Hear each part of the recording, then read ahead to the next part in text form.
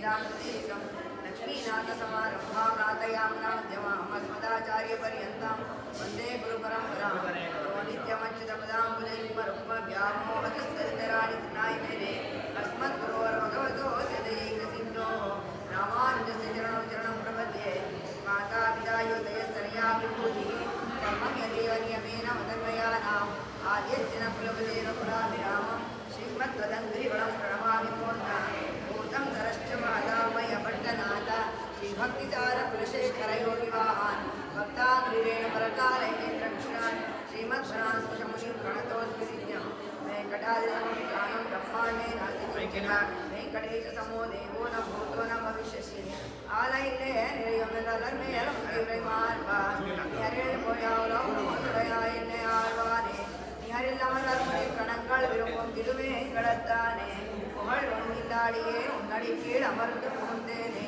ஸ்ரீ விஷ்ணு சித்தகுல அனந்தன கல்பவல்லே श्रीरङ्गराजारिचन्दन योगदृश्यां साक्षात् क्षमा करुणया कमलामिवान्यां गोदामनन्यचरणं चरणमहं प्रपद्ये कर्कटे पूरवल्गुण्यां तुलसी काननोद्भवां मार्गे विश्वम्भरा गोदां वन्दे श्रीरङ्गनायकीं नीलातुङ्गस्तनगिरितटे सुप्तमुद्बोध्य कृष्णं पारार्ध्यं संस्कृतिशतशिरसिद्धमध्यापयन्ति सोचिष्टायां रजनिकलितं या बलात्कृत्य पुङ्क्ते गोदातस्यै नम इदमिदं पूय एवास्तूयः अन्नवयल पुलவை ஆண்டாளரங்கற்கு மன்ன திருப்பாவை வல்பதியம் இன்னிசையா அல்வாடி கொடுத்தாளர் மாமாலை பூமாலை சூடி கொடுத்தாளை சுண்டு சூடி கொடுத்து சுடர் கொடியை தொல்பாவை பாடியருள வல்லப்பல் விளையாய் நாடி நீ வேங்கடவர் என்னை விதி என்ன விமாத்தம் நாங்கடவா வண்ணமே நல்கு. ಇವತ್ತಿನ ಪಾಶುರ 27ನೇದು. கூடாரை வெல்லும் சீர் கோவிந்தா உன் தன்னை பாடி பறை கொண்டு யாம் பெருசம்மானம் நாடம் கோளம் வருகிறான் நன்னாகன் சூடகமே தோல் வளையே தோடே செவிப்பூவே பாடகமே நனைய பல்லரனும் யாமணியோம் ஆடையுடுப்போம் அதன் பின்னை பார் சோறு மூடனை மீது முழங்கை வழிவார கூடியிருந்து குடிர்ந்தோரெம்பாவாய்.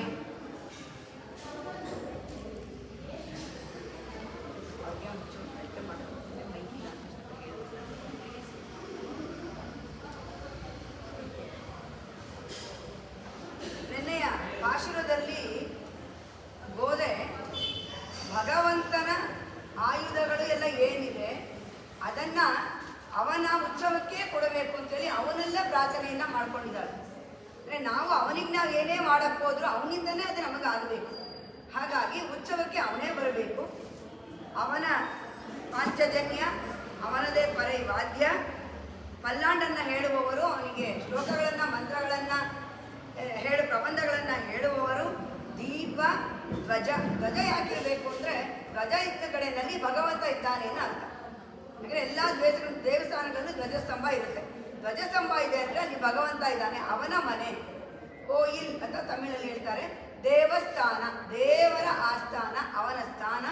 ಹಾಗಾಗಿ ಆ ಜಾಗಗಳಲ್ಲಿ ಧ್ವಜಸ್ತಂಭ ಇರಲೇಬೇಕು. ಹಾಗಾಗಿ ಅವನ ಧ್ವಜವನ್ನೇ ಇಲ್ಲಿ ಕೇಳ್ತಾ ಇದ್ದಾರೆ.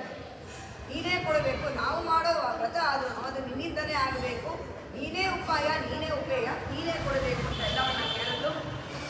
ನಂತರದಲ್ಲಿ ಹಾಗೆ ಅವನ ಧ್ವಜ, ಅವನ ವಾದ್ಯಗಳು ಎಲ್ಲವನ್ನು ಕೇಳಿ ಅವಳ ವ್ರತಕ್ಕೆ, ಅವನ ಉತ್ಸವಕ್ಕೆ ಇಲ್ಲಿ ಪ್ರಾರಂಭವನ್ನು ಮಾಡಿಕೊಂಡು ಅವನ ಉತ್ಸವ ಇಲ್ಲಿ ಪ್ರಾರಂಭ ಆಯಿತು. ಭಗವಂತನೇ ಇದ್ದಾನೆ, ಬೇರೆ ಯಾವುದೇ ಶಂಕ ಅಲ್ಲ, ಅವನ ಪಾಂಚಜನ್ಯನೇ ಬೇಕು ಅಂತ ಕೇಳಿದ್ರು. ಅವನ ಪಾಂಚಜನ್ಯನೇ ಬೇಕು ಅಂದರೆ ಅರ್ಥ ಭಗವಂತನೇ ಬರಬೇಕು. ಪಾಂಚಜನ್ಯ ಭಗವಂತನು, ಕೃಷ್ಣನದು. ಕೃಷ್ಣ ಒಬ್ಬ ಬಿಟ್ಟರೆ ಇನ್ಯಾರು ಆ ಪಾಂಚಜನ್ಯವನ್ನು ಊದಲಿಕ್ಕೆ ಆಗೋದೇ ಇಲ್ಲ.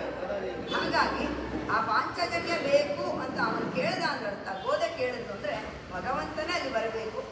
ಸರಿ, ಅವರ ಆಸೆಗೆ ಒಪ್ಪಿಕೊಂಡು ಭಗವಂತ ತಾನೇ ಬಂದು ಅಲ್ಲಿ ನಿಂತಿದ್ದಾನೆ.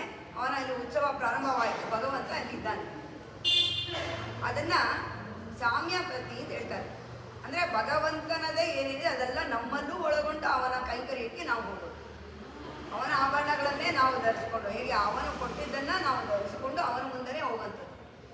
ಇವತ್ತಿನ ಪಾಶುರದಲ್ಲಿ ಹೇಗೆ ಅಂದರೆ ಕೂಡಾರೈ ವೆಲ್ಲುಂ ಶೀರ್ ಗೋವಿಂದ. ಕೂಡಾರೈ ಅಂತ ಅಂದರೆ ನಿನ್ನ ಜೊತೆ ಸೇರಕ್ಕಾಗದೇ ಇರೋರು, ಸೇರದೇ ಇಲ್ಲ ನಿನ್ನ ಜೊತೆ ಅಂತ ಹೇಳೋರು ಕೂಡಾರೈ. ಯಾರು ಅವನ ಜೊತೆ ಸೇರಕ್ಕೆ ಇಲ್ಲದೆ ಇರೋರು ಅವನ ಶತ್ರುಗಳು. ಶತ್ರುಗಳನ್ನ ಅಂತಹವರನ್ನೂ ನಿನ್ನ ಹತ್ರಕ್ಕೆ ಬರದೇ ಇಲ್ಲ, ನೀನು ಬೇಡವೇ ಬೇಡ ಅಂತ ಹೇಳುವಂಥವರನ್ನೂ ಕೂಡ ಅವರ ಮನಸ್ಸನ್ನು ಗೆಲ್ಲುವಂತಹ ಸಾಮರ್ಥ್ಯ ಇರುವವನು ಭಗವಂತ.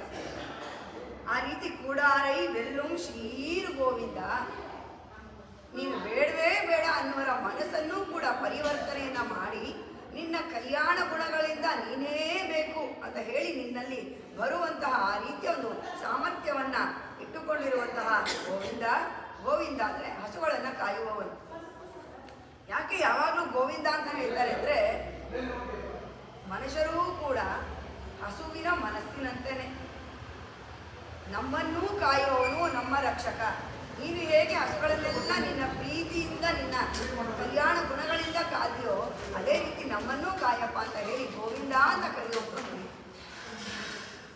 ಕೂಡಾರೈ ವೆಲ್ಲುಂ ಶ್ರೀ ಗೋವಿಂದ ತನ್ನೈ ಪಾಡಿ ಪರೈಗೊಂಡು, ನಿನ್ನನ್ನೇ ಆಶ್ರಯಿಸಿ ನಿನ್ನ ನಾಮಗಳನ್ನೇ ಹೇಳ್ತಾ ಸದಾ ಕಾಲ ನಿನ್ನ ಮುಂದೆ ನಾವು ಬಂದಿದ್ದೀವಿ.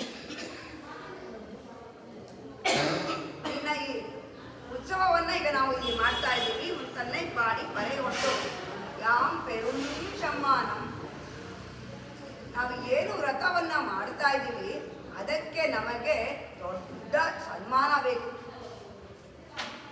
ನೀನೇ ಮಾಡ್ಬೇಕದ, ದೊಡ್ಡ ಸನ್ಮಾನ ಬೇಕು. ಇಷ್ಟು ದಿನ ಏನು ಹೇಳ್ತಾ ಇದ್ವಿ ನಾವು, ನಮಗೇನು ಬೇಡ, ನೈಯುಣ್ಣೋ ಪಾಲುಣ್ಣೋ, ನಮಗೆಲ್ಲ ಏನೂ ಬೇಡ, ಹೂಗಳೆಲ್ಲ ಮುಗಿಯಲ್ಲ, ಏನು ಬೇಡ, ನೀನಿದ್ರೆ ಸಾಕು ಅಂತ ಹೇಳಿ ಇಷ್ಟು ದಿನ ವ್ರತವನ್ನ ಮಾಡಿಕೊಂಡು ಬಂದಿದ್ದು. ಆ ವ್ರತ ಪೂರ್ತಿ ಆಗ್ತಾ ಇದೆ ಅಂದ್ರೆ ಏನು, ಭಗವಂತನ ಸಾನ್ನಿಧ್ಯ, ಅವನ ಕೈಕರ್ಯ ನಮಗೆ ಎಲ್ಲಿ ಸಿಕ್ತು. ಇವಾಗ ನಮಗೆ ನಿನ್ನಿಂದನೇ ಬೇಕು. ಇಷ್ಟು ದಿನ ಹೇಳಿದ್ದು ಲೋಕ ಎಲ್ಲ ನಮ್ಮನ್ನ ಹೊಗಳುತ್ತೆ, ಆ ರೀತಿಯಾದಂತಹ ವ್ರತ ಅಂತ ಗೋದೆ ಹೇಳಿದ್ದು. ಇಲ್ಲಿ ಭಗವಂತನನ್ನೇ ಕೇಳ್ತಾ ಇದ್ದಾಳೆ, ನಿನ್ನಿಂದನೇ ನಮಗೆ ದೊಡ್ಡದಾದ ಸನ್ಮಾನ ಬೇಕಾಗುತ್ತೆ ಅಂತ ಇಲ್ಲಿ ಹೇಳ್ತಾ ಇದ್ದಾಳೆ. ಕೂಡಾರೈ ವೆಲ್ಲುಂ ಶ್ರೀ ಗೋವಿಂದ, ಯಾವ ರೀತಿ ಎರಡು ರೀತಿಯನ್ನು ಕೂಡಾರೈ ವೆಲ್ಲುಂ, ನೀನು ಬೇಡ ಅನ್ನೋದನ್ನ ಯಾರ್ಯಾರು ಅಂತ ಕೆಲವು ಉದಾಹರಣೆಗಳನ್ನ ಇಲ್ಲಿ ಗೋದೆ ಹೇಳಿದ್ದಾಳೆ. ಒಂದು ಪರಶುರಾಮ, ಭಗವಂತನ ಇನ್ನೊಂದು ಅವತಾರ ಪರಶುರಾಮ ಅವತಾರ, ರಾಮಾವತಾರದಲ್ಲಿ ಬಂದಂಥ ಇನ್ನೊಂದು ಅವತಾರ ಪರಶುರಾಮ ಅವತಾರ.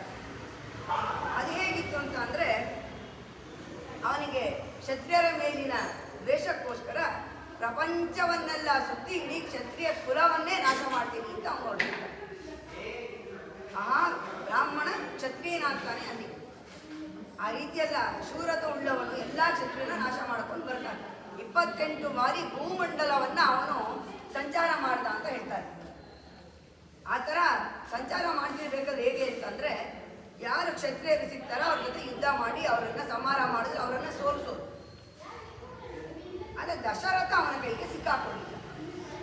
ಯಾಕೆ ಅಂದರೆ ಪರಶುರಾಮನಲ್ಲಿ ಒಂದು ಹಾಗೆ ಅಂದರೆ ಅವನು ಮಾಡೋ ಕೆಲಸದಲ್ಲಿ ಒಂದು ರೀತಿ ಇತ್ತು. ಅದರಲ್ಲಿ ಏನು ಹೇಳ್ತಿದ್ದ ಅಂದರೆ, ಯಾರು ಮದುವೆಯ ಮಂಟಪದಲ್ಲಿ ಕೂತಿರ್ತಾರೆ ಅವರನ್ನು ಅವನು ಮುಟ್ಟುತ್ತಾ ಇರ್ತಾನೆ.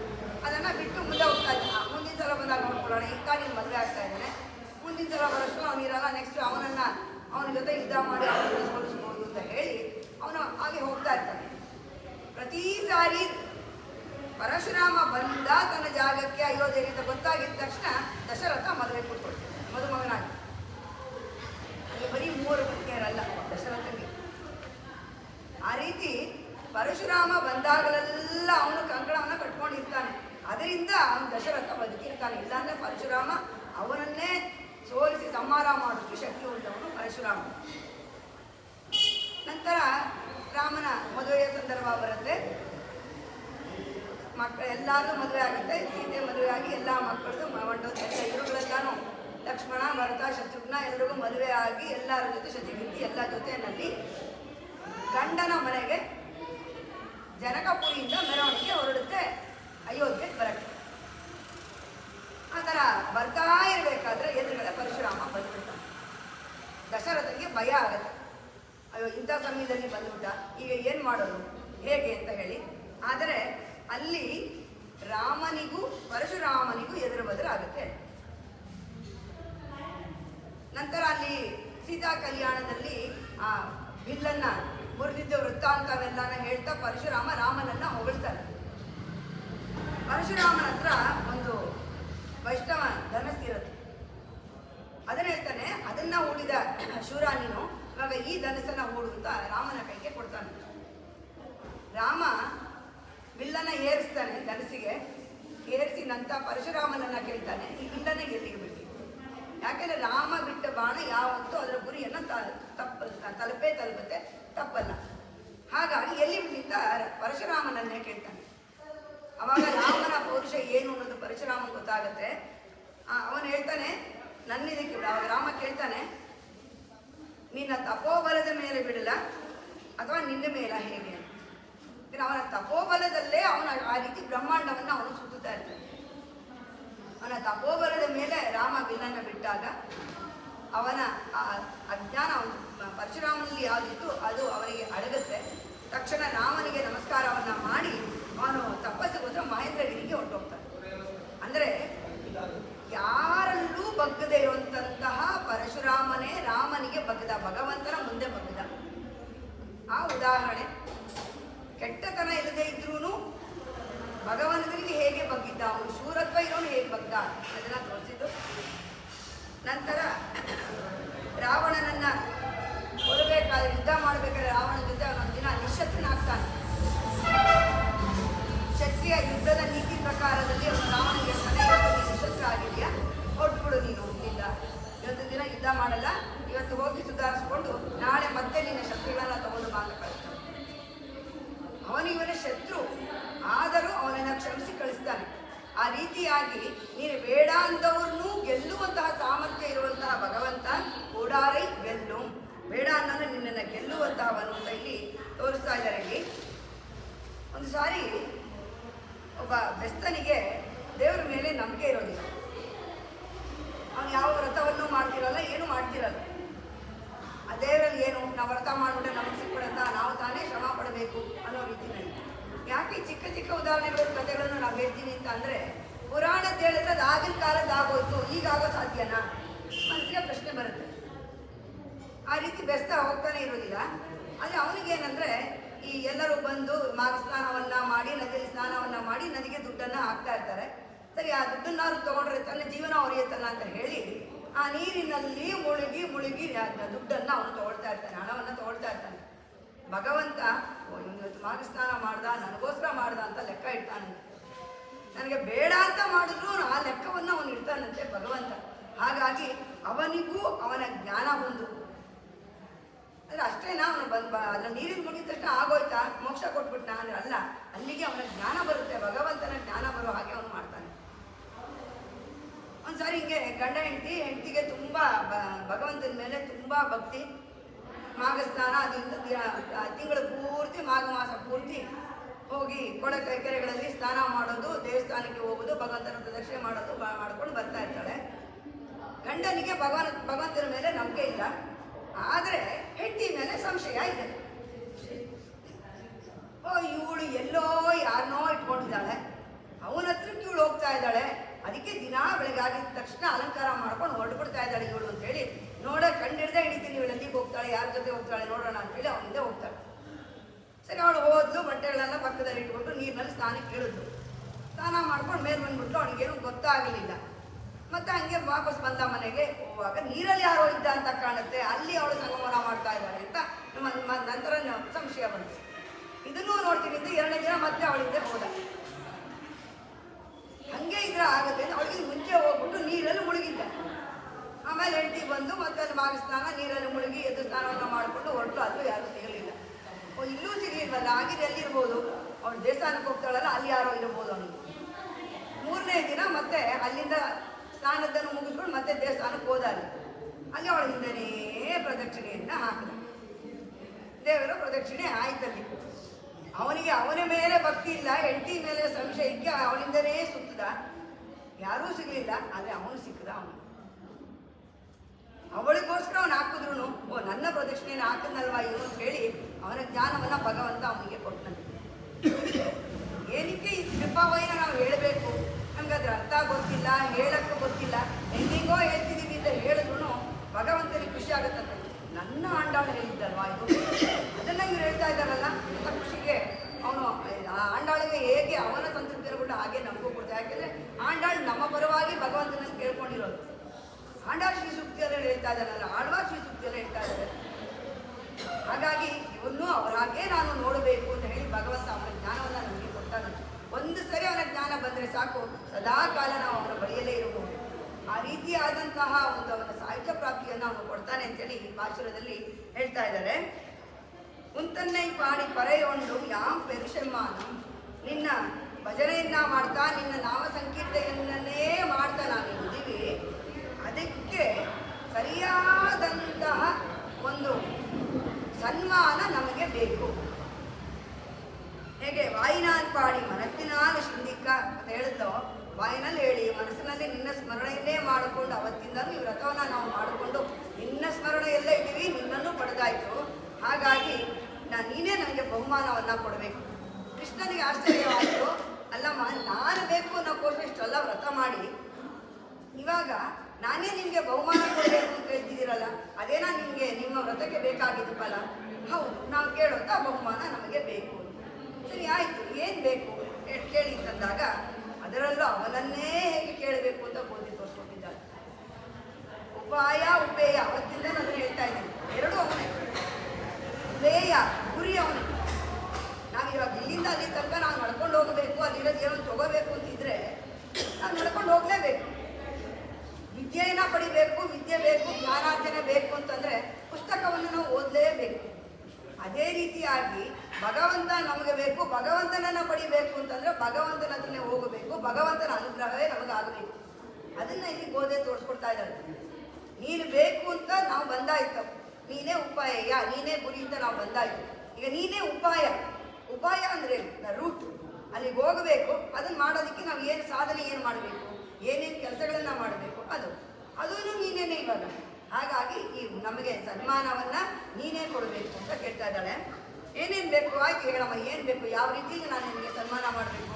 ಶಾಲೆ ಓದಿಸ್ಬೇಕಾ, ಹಣ್ಣುಗಳನ್ನು ಕೊಡಬೇಕಾ, ಏನು ಕೊಡಬೇಕು? ಹೇಗಿರೋ ನೀನೇ ನನಗೆ ತಂದಿದೀಯಾ, ನಿನಗೆ ಕೊಡೋಣ, ಹೇಳು ಏನೇನು ಬೇಕು ಅಂತ ಕೇಳಿದಾಗ, ನಾಡುಂ ಪುಹಳುಂ ಪರಿಶಿನಾಲ್ ನನ್ನ, ನೀನು ಬಹುಮಾನವೇನೋ ನನಗೆ ಕೊಡಬೇಕು ಸರಿ, ಆದರೆ ಯಾವ ರೀತಿಯ ಬಹುಮಾನ ಕೊಡಬೇಕು? ಇಡೀ ಲೋಕವೇ ಹೊಗಳಬೇಕು ನಮ್ಮನ್ನು. ವ್ರತವನ್ನ ಮಾಡಿ ಭಗವಂತನಿಂದಲೇ ಸನ್ಮಾನವನ್ನ ಮಾಡಿಸ್ಕೊಂಡು ಬಹುಮಾನವನ್ನ ಪಡ್ಕೊಂಡ್ರು ಅಂತ ಹೇಳಿ ಆ ರೀತಿಯಾಗಿ ಲೋಕನೇ ಹೊಗಳುತ್ತಾ ಬಹುಮಾನವನ್ನ ಕೊಡಬೇಕು. ಇಲ್ಲಿ ಯಾವುದರ ಸ್ಮರಣೆಯನ್ನ ಕೊಡ್ತಾ ಇದ್ದಾಳೆ ಇಲ್ಲಿ ಗೋಧೆ ಅಂತ ಅಂದ್ರೆ, ಕೌರವರ ಕಡೆಯಿಂದ ಸಂಜಯನನ್ನ ಧೃತರಾಷ್ಟ್ರ ಕಳಿಸ್ತಾನೆ ದೂತನಾಗಿ. ಹೇಗಿದ್ರೆ ಇರೋ ಕೃಷ್ಣನೊಂದಿಗೆ ಯುದ್ಧ ಆದರೆ ನನ್ನ ಮಕ್ಕಳ ಹತರಾಗ್ತಾರೆ ಗೊತ್ತಾಯಿತು. ಸಂಜಯನನ್ನ ಕಳಿಸ್ತಾರೆ, ದೂತರಾಗಿ ಕಳಿಸ್ತಾರೆ. ಕೃಷ್ಣನ ಹತ್ರ ಮಾತಾಡಿಕೊಂಡು ಬರಲಿಕ್ಕೆ ಕಳಿಸ್ತಾರೆ. ಅಲ್ಲಿ ರಹಸ್ಯವಾದ ಸಭೆ ನಡೀತಾ ಇದೆ, ಯುದ್ಧದ ಬಗ್ಗೆ ಸಭೆ ನಡೀತಾರೆ. ಯಾರ್ಯಾರು ಇರ್ತಾರೆ? ಕೃಷ್ಣ, ರುಕ್ಮಿಣಿ, ಸತ್ಯಭಾಮ, ಪಾಂಡವರು, ಇಷ್ಟು ಜನ ಮಾತ್ರ ಸಭೆ. ಆಸ್ಥಾನದ ಬೇರೆ ಜನಗಳು ಕೂಡ ಯಾರೂ ಇಲ್ಲ. ಅಷ್ಟು ಜನದಲ್ಲಿ ಸಭೆ ನಡೀತಾ ಇದೆ. ಆದರೆ ಸಂಜಯ ಅಲ್ಲಿ ಬಂದ ಅಂತ ಗೊತ್ತಾಗಿದ್ದ ತಕ್ಷಣ ಕೃಷ್ಣ ತಾನೇ ಎದ್ದೋಗಿ ಅವನಿಗೆ ಸಕಲ ಮರ್ಯಾದೆಗಳನ್ನೆಲ್ಲ ಮಾಡಿ ಅವನನ್ನು ಒಳಗೆ ಕರ್ಕೊಂಡು ಬರ್ತಾನೆ. ಅಭಿಮನ್ಯುವನ ಕೂಡ ಬೆಳಗ್ಗೆ ಬಿಟ್ಟಿರಲ್ಲ ಆ ಸಭೆಗೆ. ಸೌಭದ್ರೆಯ ಪುತ್ರ ಅಭಿಮನ್ಯು ಅವನು ಕೂಡ ಸಭೆಗೆ ಬಿಟ್ಟಿರೋದಿಲ್ಲ. ಆದರೆ ಸಂಜಯನಿಗೆ ಎಂತಹ ಅಲ್ಲಿ ಪುರಸ್ಕಾರ ಸಿಕ್ತು. ಅದು ನೋಡಿದ್ರೆ ಅವನು ಕೌರವರ ಕಡೆಯವರು. ಇದೇ ಆಸೆಗೆ ಅವನು ಆವಾಗ ದೂತನಾಗಿ ಹೋಗಿರ್ತಾನೆ. ಅಂದರೆ ಅವನು ಅಷ್ಟು ಮರ್ಯಾದೆಯನ್ನು ಮಾಡ್ದ ದೂತನಿಗೆ. ಸಂಜಯನಿಗೆ ಅಷ್ಟೊಂದು ಮರ್ಯಾದೆಯನ್ನು ಮಾಡ್ದ. ಅದರ ಸ್ಮರಣೆಯಲ್ಲಿ ಗೋಧೆ ತೋರಿಸ್ತಾ ಇದ್ದಾಳೆ. ಆ ರೀತಿಯಾದಂತಹ ನೀನು ಹೇಗೆ ಅವನಿಗೆ ಸಕಲ ಮರ್ಯಾದೆಗಳಿಂದಲೇ ಗೌರವದೊಂದಿಗೆ ಅವನಿಗೆ ಮರ್ಯಾದೆಯನ್ನು ಮಾಡ್ತಾನೆ, ಆ ರೀತಿಯಾಗಿ ನನಗೆ ಇಡೀ ಲೋಕ ಹೊಗಳಬೇಕು. ಯಾವ ರೀತಿ ಸಂಜಯನನ್ನ ಹೊಗಳಿತು ಲೋಕ. ಏನಕ್ಕೆ ಹೊಗಳಿದ್ದು ಸಂಜಯನ? ಸಂಜಯ ಅಲ್ಲೋಗಿ ಏನು ಮಾಡಲಿಲ್ಲ, ದೂತನಾಗಿ ಹೋಗಿದ್ದು. ಅದು ಏನಕ್ಕೆ ಹೇಳೋದಕ್ಕೆ? ಏನೂ ಕೊಡಲ್ಲ, ಯುದ್ಧವನ್ನ ಮಾಡಬೇಡಿ ಅಂತ ಹೇಳಕ್ಕೆ. 8 ಹಳ್ಳಿಗಳನ್ನು ಕೂಡ ಅವನು ಕೊಡಲ್ಲ ಅಂತ ಹೇಳ್ಬಿಟ್ಟಿರ್ತಾನೆ ದುರ್ಯೋಧನ. ಅದಿದ್ರೂ ಅಷ್ಟಾದ್ರೂ ಪುತ್ರ ವ್ಯಾಮೋಹ, ನಮ್ಮ ಮಕ್ಕಳ ಮೇಲೆ ಯುದ್ಧ ಮಾಡಬೇಡ ಅಂತ ಹೇಳಕ್ಕೋಸ್ಕರ ದೂತನಾಗಿ ಕಳಿಸಿರ್ತಾನೆ. ಅದು ಗೊತ್ತಿದ್ದು ಕೃಷ್ಣ ಅವನಿಗೆ ಅಷ್ಟೊಂದು ಮರ್ಯಾದೆಯನ್ನ ಮಾಡ್ತಾನೆ. ಇಲ್ಲಿ ಸಂಜಯನಿಗೆ ಸಿಕ್ಕ ಮರ್ಯಾದೆ ಯಾರಿಂದ? ಭಗವಂತನಿಂದ. ಆ ರೀತಿಯಾದ ಮರ್ಯಾದೆ ನಮಗೆ ಇಡೀ ಲೋಕದಲ್ಲಿ ಸಿಗಬೇಕು. ನಿನ್ನಿಂದ ಸಿಗುವಂತಹ ಪ್ರಶಂಸೆಗಳು ಸನ್ಮಾನಗಳೇನಿದೆ ಅದು ಒಂದೇ ನಮಗೆ ಶಾಶ್ವತವಾಗಿ ನಿಲ್ಲುವಂಥದ್ದು. ಅಂತಹದೊಂದು ನನಗೆ ಸನ್ಮಾನವನ್ನು ನೀನು ನನಗೆ ಮಾಡಬೇಕು ಅಂತ ಕೇಳ್ತಾ ಇದ್ದಾಳೆ ಗೋಡೆ. ಯಾವ ರೀತಿ ಅದು ಆಯ್ತಮ್ಮ, ಯಾವ ರೀತಿ ಸನ್ಮಾನವನ್ನು ಮಾಡಬೇಕು ಹೇಳು, ನಾನೇ ಮಾಡ್ತೀನಿ ಅಂತ ಕೃಷ್ಣ. நாடும் போடும் பரிசினால் நன்னாக சூடகமே தோள்மலையே தோடே ಶವಿಪೂವೆ ಬಾಡಹಮೆ ಎನ್ ಅನಯ ಪಲ್ಕಲನು. ತಮಿಳು ಗೊತ್ತಿರೋರ್ಗೆ ಅರ್ಥ ಆಗಿದೆ. ಚೂಡಹಮೆ ಅಂತ ಕೇಳಿದ್ರು. ಅವತ್ತು ಹೇಳಿದ್ರು ನಾವು ಯಾವ ಆಭರಣನೂ ಧರಿಸೋದಿಲ್ಲ ನಮಗೆ ವ್ರತ. ಈಗ ಅವನು ಭಗವಂತ ಸಿಕ್ಕಾಯ್ತು. ಹಾಗಾಗಿ ಕೇಳಿದ್ರು ಏನು ಬೇಕು ಅಂತ ಅಂದರೆ ಮೊದಲನೇದು ಚೂಡಹಮೆ, ಕೈಗೆ ಧರಿಸುವಂಥ ಆಭರಣಗಳು. ಏನೇನೆಲ್ಲ ಆಭರಣಗಳು ಕೈಗೆ ಧರಿಸುವಂಥದ್ದು ಇದೆಯೋ ಅದಷ್ಟು ಬೇಕು. ಹಸಿರು ಕಲ್ಲೊಂದು, ಕೆಂಪು ಕಲ್ಲೊಂದು, ಚಿನ್ನೊಂದು, ಕಡಗಗಳು ಏನೇನಿದೆ ಕೈಗೆ ಧರಿಸುವಂಥ ಆಭರಣಗಳು ಅಷ್ಟೂ ಆಭರಣಗಳು ನಮಗೆ ನಿನ್ನಿಂದ ಬಹುಮಾನವಾಗಿ ಬೇಕು. ಚೂಡಹಮೆ ತೋಳುವಲೆಗೆ ತೋಳಬಂದಿಯನ್ನು ಕೇಳಿದ್ರು. ತೋಡೆ ತೋಡು ಅಂದರೆ ಕಿವಿಗೆ ಹಾಕುವಂಥ ಒಲೆ. ಶವಿಪೂವೆ ಕಿವಿಗೆ ಧರಿಸುವಂಥ ಅಗಲವಾದ ಹೂವಿನ ಆಕಾರದ ಒಂದು ಆಭರಣ. ಇಲ್ಲಿಂದ ಇಲ್ಲಿ ತನಕ ಚುಚ್ಚಿಸ್ಕೊಂಡಿರ್ತಾರೆ. ಸೊ ಕೈದಂಗೆ ಕೇಳಿದ್ರು, ಕಿವಿದು ಎಲ್ಲ ಕೇಳ್ತಾ ಇದ್ದಾರೆ. ಅಂದರೆ ಆ ಬುಗುಡಿ ಇದು ಎಲ್ಲಾನು ಕೈಗಾಯಿತು. ಕಿವಿಗೆ ತುಂಬುವಂಥ ಕಿವಿ ತುಂಬುವಷ್ಟು ಆಭರಣಗಳು ಯಾವುದಿರ್ಬೋದು ಯೋಚನೆ ಮಾಡ್ತಾರೆ. ಕಡೆಯಲ್ಲಿ ನಾನು ಹೇಳ್ತೀನಿ, ಕಿವಿಯೆಲ್ಲ ತುಂಬುವಂಥ ಆಭರಣಗಳು, ಕೈಯೆಲ್ಲ ತುಂಬುವಂಥ ಆಭರಣಗಳಾಯಿತು. ಕಿವಿ ಪೂರ್ತಿ ತುಂಬುವಂಥ ಆಭರಣಗಳು ತೋಡೆ ಶವಿಪೂವೆ ಪಾಡಹಮೆ. ನಂತರ ಕಾಲಿಗೆ ಬಂದು ಕಾಲಿನ ಗೆಜ್ಜೆ, ಕಾಲಿಗೆ ನಾವು ಏನೇನು ಅಲಂಕಾರ ಮಾಡ್ಕೊಳ್ತೀವಿ ಅಷ್ಟೂ ಆಭರಣಗಳು ನಮಗೆ ಬೇಕು. ಪಾದಹ ಚೂಡಹಮೆ ತೋಳೊಳಗೆ ತೋಡೆ ಶವಿಪೂವೆ ಪಾಡಹಮೆ. ಅಷ್ಟೇ ಅಲ್ಲ, ಎನ್ನ ಅನಯ ಫಲಕಲನು, ಏನೇನಿದ್ದೆ ಆಭರಣಗಳು ನಾವು ಧರಿಸಿಕೊಳ್ಳುವಂಥದ್ದು ಅಷ್ಟೂ ಆಭರಣಗಳು ನಿನ್ನಿಂದ ಬಹುಮಾನವಾಗಿ ನಮಗೆ ಬೇಕು. ನಂತರ ಏನು ಬೇಕು? ಫಲಕಲನು ಯಾ ಮಣಿವೋಂ ಆಡೈ ಉಡುಪೋಂ, ಹೊಸ ವಸ್ತ್ರ ಬೇಕು. ವ್ರತಕ್ಕೋಸ್ಕರ ನಾವು ಒಂದು ತಿಂಗಳಿಂದ ಯಾವುದೇ ಹೊಸ ಬಟ್ಟೆಗಳನ್ನು ಹಾಕೊಂಡಿಲ್ಲ. ನಾವು ಇವತ್ತು ಹಬ್ಬ ನಮಗೆ. ಯಾಕೆ? ವ್ರತದ ಕಡೆಯ ದಿನ ನೀನು ನನಗೆ ಸಿಕ್ಕಾಗಿದೆ. ಇವತ್ತು ಹಬ್ಬವನ್ನು ಆಚರಿಸಬೇಕು. ಹೊಸ ವಸ್ತ್ರಗಳು ನನಗೆ ಬೇಕು. ಆಡೆಯುಡುಪೋ ಅದನ್ ಪಿನ್ನೈ ಪಾಲ್ಸೋದು. ಇಷ್ಟೆಲ್ಲ ಆಯಿತು. ಅಲಂಕಾರವನ್ನು ಮಾಡಿಕೊಂಡಿದ್ದಾಯಿತು. ಎಲ್ಲ ಅಲಂಕಾರವನ್ನು ಧರಿಸಿಕೊಂಡು ಬರ್ತಾ ಇದ್ದೀವಿ. ನಿನಗೋಸ್ಕರ ಬರ್ತಾ ಇದ್ದೀವಿ ಸುಂದರವಾಗಿ. ಪರಾಶರ ಭಟ್ರಿಗೆ ತುಂಬ ಶ್ರೀಮಂತರಂತೆ, ತುಂಬ ಆಭರಣಗಳಿರುತ್ತೆ. ದಿನ ಅವರು ಅದನ್ನು ಅಷ್ಟು ಧರಿಸಿಕೊಂಡು ಭಗವಂತನ ಮುಂದೆ ಹೋಗ್ತಾ ಇದ್ದಾರೆ.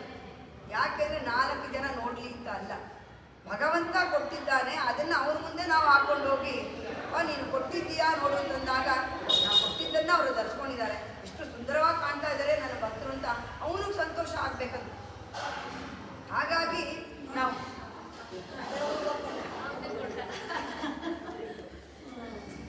ಅವನನ್ನು ಸಂತೋಷ ಪಡಿಸೋದಕ್ಕೆ ನಾವಷ್ಟು ಸುಂದರವಾಗಿ ಅವನ ಹತ್ರ ಹೋಗಬೇಕು. ಅದಕ್ಕೆ ಗೋಪಿಕಾಸ್ತ್ರೀಯರು ಅಷ್ಟು ಜನ ಕೇಳಿದ್ರು. ಆಭರಣಗಳೆಲ್ಲ ಅವನದೇ. ಅಡೆಯುಡುಪನಲ್ಲಿ ಇನ್ನೊಂದು ಹೊಸ ವಸ್ತ್ರ. ಹಾಗಾಗಿ ವಿಶೇಷ ಏನು ಕೇಳ್ತಾ ಇದ್ದಾರೆ ಅಂದರೆ, ನೀನು ಧರಿಸಿ ನಂತರ ನಮಗೆ ಕೊಡಬೇಕು. ಪ್ರಸಾದವನ್ನು ನಾವು ಯಾವತ್ತೂ ಉಡಬೇಕು. ಈಗ ದೇವರಿಗೆ ಉಡಿಸಿರ್ತಾರೆ, ಸೀರೆ ಕೊಡ್ತಾರೆ. ಎಷ್ಟೋ ಜನಕ್ಕೆ ಸಂಶಯ ಇದೆ, ದೇವರು ಉಡಿಸಿದ್ದೆಲ್ಲ ನಾವು ಉಡ್ಬೋದಾ? ದೇವರಿಂದ ಕೊಟ್ಟಂಥ ಹೂಗಳನ್ನು ನಾವು ಮುಡಿತೀವಿ ಪ್ರಸಾದ. ಯಾಕೆ? ಅವನನ್ನು ಮುಟ್ಟು ಬಂದಿದೆ. ಅವನನ್ನು ಮುಟ್ಟಿದ ತಕ್ಷಣ ಅವನಲ್ಲಿರೋ ಕೃಪಾ ಕಟಾಕ್ಷ ಎಲ್ಲ ಗುಣಗಳು ಆ ಹೂವಿಗೆ ಬರುತ್ತೆ. ಅದನ್ನು ನಾವು ಮುಡಿದಾಗ ಅದರಲ್ಲಿರೋ ಅವನ ಗುಣಗಳು ನಮ್ಮ ತಲೆಗೆ ಬರುತ್ತೆ. ಅವನ ಜ್ಞಾನ ನಮಗೆ ಪ್ರಾಪ್ತಿಯಾಗುತ್ತೆ. ಅದೇ ರೀತಿ ಅವನು ಹುಟ್ಟಂತಹ ವಸ್ತ್ರವನ್ನು, ಅವನ ಹುಟ್ಟು ಕಳೆದಿದಂತಹ ವಸ್ತ್ರವನ್ನು ನಾವು ಉಡಬೇಕು. ಅಡೆಯುಡುಪೋ ಇಷ್ಟು ಅಲಂಕಾರಗಳೆಲ್ಲ ಆಯಿತು ನಮ್ಮದು. ಅವನಿಂದ ಕೊಟ್ಟಂತಹ ಆಭರಣಗಳೆಲ್ಲ ಧರಿಸ್ಕೊಂಡಾಯ್ತು. ನಂತರ ಏನು? ಅದನ್ ಪಿನ್ನೈ ಪಾಲ್ಚೋರು ಮೂಢ ನೈವೇದ್ಯ. ಅವನಿಗೆ ನೈವೇದ್ಯಕ್ಕೆ ಇಲ್ಲಿ ಒಂದು ಸಿಹಿ ಖಾದ್ಯವನ್ನು ತಗೊಂಡು ಹೋಗ್ತಾ ಇದ್ದಾಳೆ ಗೋಧಿ. ಯಾವುದದು ಸಿಹಿ ಖಾದ್ಯ? ಪಾಲ್ ಚೋರು. ಹಾಲ್ ಅಂದರೆ ಹಾಲು, ಚೋರು ಅಂದರೆ ಅನ್ನ. ಹಾಲಿನಿಂದ ಅಕ್ಕಿಯನ್ನು ಕುದಿಸಿ ಅನ್ನವನ್ನು ಮಾಡಿ ಅದಕ್ಕೆ ಸಕ್ಕರೆ, ನಂತರ ಎಲ್ಲ ದ್ರಾಕ್ಷಿ, ಗೋಡಂಬಿ, ಏನೇನೋ ಅಲಂಕೃತವಾದಂತಹ ಸಾಮಾನುಗಳೆಲ್ಲ ಎಲ್ಲ ಬರುತ್ತೆ, ಮುಖ್ಯವಾದ ಸಾಮಾನುಗಳು ಬರುತ್ತೆ.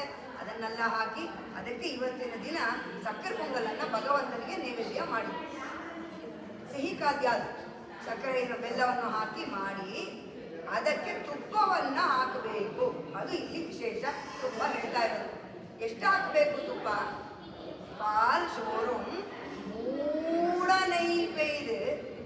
ಆ ಹಾಲನ್ನು ಮುಳುಗಬೇಕಂದ್ರೆ ಒಳಗಡೆ ಹೋಗ್ಬೇಕು, ಅದು ತುಪ್ಪ ಮೇಲೆ ಬರಬೇಕು, ಅಷ್ಟು ತುಪ್ಪ ಹಾಕಬೇಕು. ಅದಕ್ಕೆ ಹಿಂಗಿರ್ಬೇಕಾ ತುಪ್ಪ? ಮೂಡ ನೈವೇದ್ಯ. ಸುರಿಯಕ್ಕೆ ತುಪ್ಪ ಹಾಕೋದಕ್ಕೆ ಹೇಳ್ತಾ ಇಲ್ಲ, ಮೂಡ ನೈವೇದ್ಯ. ಅದು ಭರ್ತಿ ಆಗುವಷ್ಟು, ಅನ್ನ ಹಾಲು ಭರ್ತಿ ಆಗುವಷ್ಟು ತುಪ್ಪವನ್ನು ಹಾಕಬೇಕು.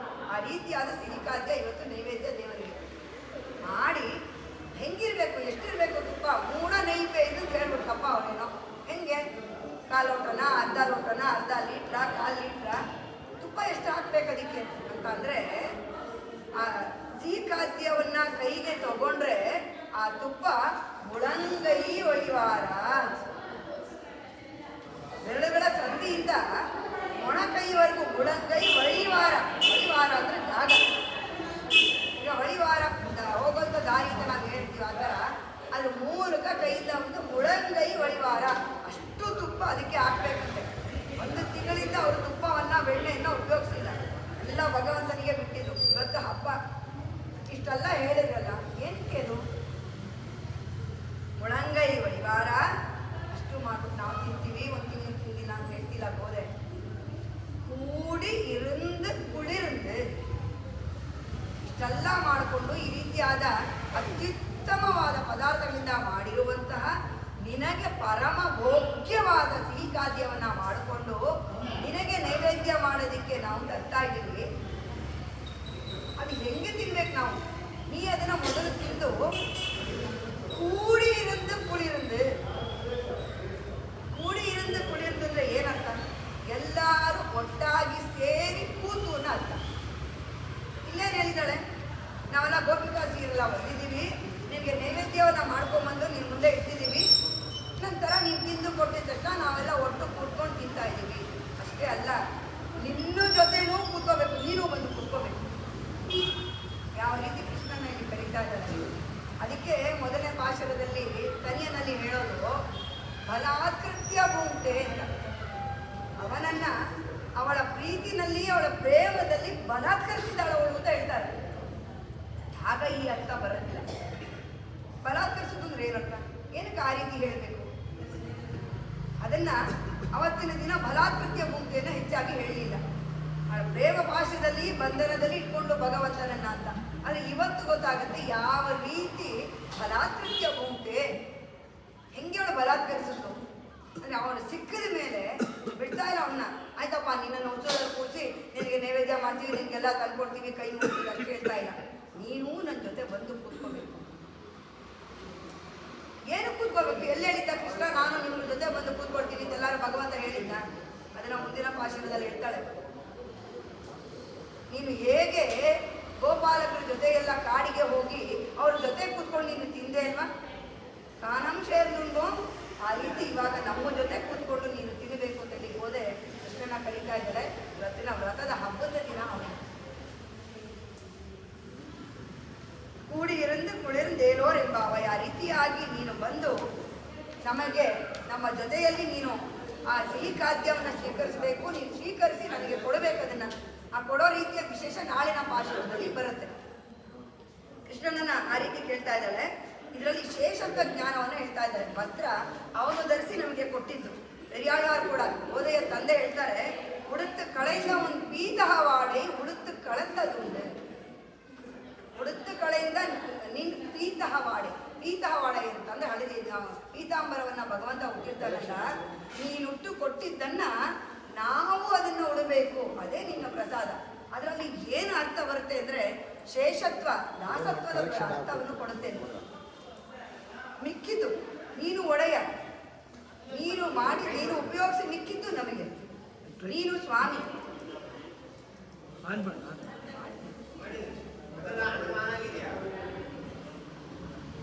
ನೀನು ಸ್ವಾಮಿ, ನಾನು ಆಳು. ಸ್ವಾಮಿ ಉಪಯೋಗಿಸಿ ಬಿಟ್ಟಿದ್ದನ್ನು ನಾನು ಉಪಯೋಗಿಸ್ಬೇಕು. ಅದಕ್ಕಾಗಿ ನಿನ್ನ ವಸ್ತ್ರವನ್ನು ನಮಗೆ ಕೊಡಬೇಕು, ಅದನ್ನೆಲ್ಲ ನಾವು ಧರಿಸಿಕೊಂಡು ಬರ್ತೀವಿ.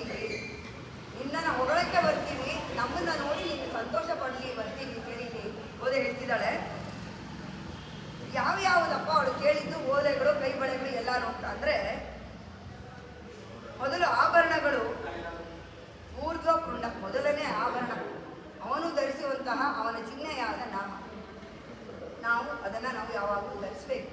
ಅವನ ಚಿಹ್ನೆ ಅಂದರೆ ನಿನ್ನ ಚಿಹ್ನೆಗಳು ಯಾವುದಿದೆ ಅದು ನನ್ನಲ್ಲಿದೆ.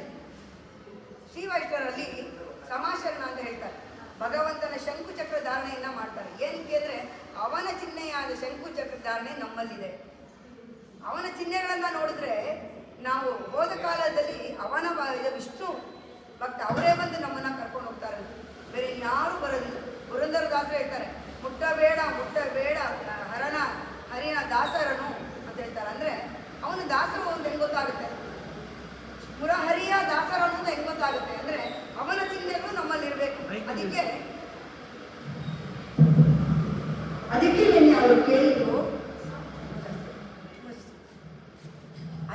ಅವಳು ಕೇಳಿದ್ದು ನಿನ್ನ ಶಂಕುಚಕ್ರಗಳು ಬೇಕು, ನಿನ್ನ ಛತ್ರಿ ಬೇಕು, ನಿನ್ನ ವಾದ್ಯ ಬೇಕು, ನಿನ್ನ ಉತ್ಸವಕ್ಕೆ ನನಗೆ ಬೇಕು ಅಂತಂದ್ರೆ ಅದೆಲ್ಲ ನಮ್ಮ ಬಳಿ ಬಂದಾಗ ಅವನ ದಾಸರು ನಾವು ಅನ್ನೋದು ಗೊತ್ತಾಗುತ್ತೆ. ಹಾಗೆ ಇವತ್ತಿನ ದಿನದಲ್ಲಿ ಅವನ ಆಭರಣಗಳು ಕಿವಿಗೆ ಕೇಳಿದ್ರು, ಕಿವಿಗೆ ಬೇಕಾಗಿದ್ದು ಕಿವಿ ಪೂರ್ತಿ ತುಂಬುವಂತಹ ಅವನ ಆಭರಣ, ಅವನ ದಿವ್ಯ ನಾಮ ಕಿವಿನಲ್ಲಿ ಸದಾ ಕೇಳ್ತಾ ಇರುತ್ತೆ. ಯಾವ ಆಭರಣವೂ ನಮ್ಮ ಕಿವಿಗೆ ಬೇಕಿಲ್ಲ, ಅವನ ನಾಮ ಅನ್ನೋದೇ ಬರಬೇಕು. ಋಷಿಕಾಳ್ವಾರ ಹೇಳ್ತಾರೆ, ದಿವ್ಯೇ ಕೀರ್ತೆಯ ಕೇಶವಂ ಮುರರಿಪುಂ ಚೇತೋ ಭಜಶ್ರೀಧರಂ. ಕೈಗೆ ಆಭರಣ ಯಾವುದು? ಭಜಶ್ರೀಧರಂ. ಕೈಗಳಿಂದ ಅವನ ಭಜನೆಯನ್ನ ಮಾಡಬೇಕು, ಅವನನ್ನ ಕೇಳಬೇಕು. ನಾವು ಅವನಿಗೆ ದಾಸರು, ಅವನನ್ನ ಕೇಳಬೇಕು. ಅದೇ ಈ ಕೈಗಳಿಗೆ ಆಭರಣ. ತೋಳಬಂದಿ, ಅವನ ನಾಮವೇ ನಮಗೆ ತೋಳಬಂದಿ. ಅವಳೆಲ್ಲ ಕೇಳಿ ಡಿಮ್ಯಾಂಡ್ ಮಾಡಿರೋದೇನೆ ಬಹುಮಾನ ಏನು? ನಿನ್ನತ್ರ ಏನಿದೆ ಅದೆಲ್ಲ ನನಗೆ ಬಹುಮಾನವಾಗಿ ಬೇಕು. ನಿನ್ನ ನಾಮವೇ ನನಗೆ ಬಹುಮಾನವಾಗಿ ಬೇಕು. ನೀನೇ ಕಡೆಗೆ ನಿನ್ನ ಜ್ಞಾನವೇ ನಮಗೆ ಬೇಕು. ನೀನೇ ಬಂದು ನಮ್ಮ ಹೃದಯದಲ್ಲಿ ಮುಗಿಸ್ಬೇಕು. ಅದೇ ಆಭರಣಗಳು ಅವರು ಕೇಳಿರೋದು. ಕಾಲಿಗೆ ಏನು ಆಭರಣ ಅಂತಂದರೆ ಸದಾ ಕಾಲ ಅವನಡೆಗೆ ಹೋಗುವಂತಹ ಜ್ಞಾನ. ನಾವಿಲ್ಲಿ ಕೂತು ಅವನ ಸ್ಮರಣೆ ಮಾಡಿ ಅವನು ನೋಡಬೇಕು ಅಂದರೆ ಹೋಗೋದಕ್ಕೆ ನಮಗೆ ಶಕ್ತಿ ಕೊಡುವಂಥದ್ದು ನಮ್ಮ ಕಾಲುಗಳು. ಅವನ ಪಾದಯಾತ್ರೆಯನ್ನು ಮಾಡಬೇಕು, ಶ್ರೀರಂಗಕ್ಕೆ ಹೋಗಬೇಕು, ಮೇಲ್ಕೋಟೆಗೆ ಹೋಗಬೇಕು, ಹತ್ರ ಇರುವಂತಹ ಅವನ ಸನ್ನಿಧಿಗಳಿಗೆಲ್ಲಾನು ನಾವು ಹೋಗಬೇಕು. ಅದಕ್ಕೆ ನಮ್ಮಲ್ಲಿ ಹತ್ತಿರದಲ್ಲೆಲ್ಲ ದೇವಸ್ಥಾನಗಳೆಲ್ಲ ಇರುತ್ತೆ, ಹೋಗಿ ನೋಡಿಕೊಂಡು ಬರಬೇಕು. ಅವನ ಅವತಾರ ಸ್ಥಳಗಳನ್ನ ನೋಡ್ಕೊಂಡು ಬರಬೇಕು. ಏನಕ್ಕೆ ಅವನ ಅವತಾರ ಸ್ಥಳಗಳಿಗೆ ಹೋಗಬೇಕು? ಇಲ್ಲಿಂದನೇ ಮಾಡೋದಾಗಲ್ವಾ? ಖಂಡಿತ ಆಗುತ್ತೆ. ಆದರೆ ಮನಸ್ಸು ಒಂದು ಬಾರಿ ಅವನ ಜಾಗವನ್ನು ನೋಡಬೇಕು. ಅವತ್ತಿಂದ ಹೇಳ್ತಾ ಇದ್ದೀವಿ, ಯಮುನಾ ನದಿನಲ್ಲಿ ಯಾವ ರೀತಿ ಕೃಷ್ಣ ಆಡ್ದ, ಯಮುನೆ ಎಷ್ಟು ಪವಿತ್ರಳು, ಅಲ್ಲೆಲ್ಲ ಅವನ ಹೆಜ್ಜೆ ಗೊತ್ತುಗಳೇ.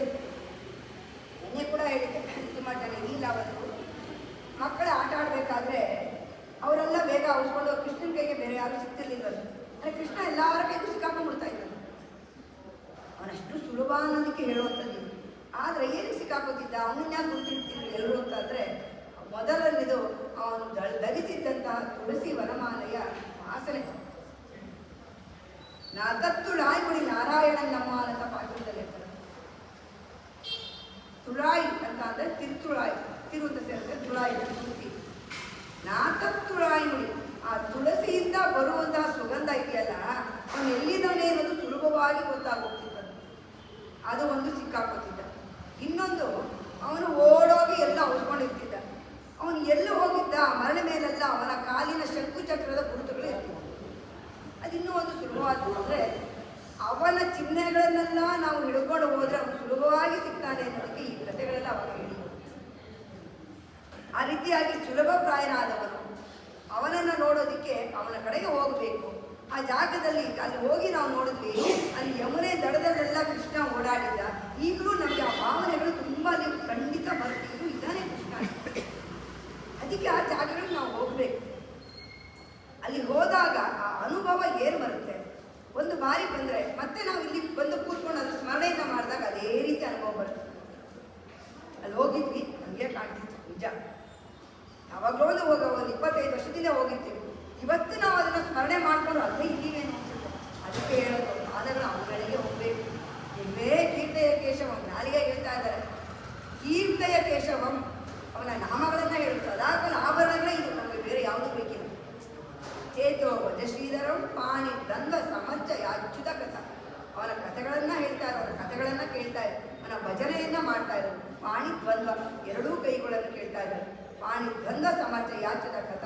ಶ್ರೋತದ್ವಯದ್ವಂಶುನು.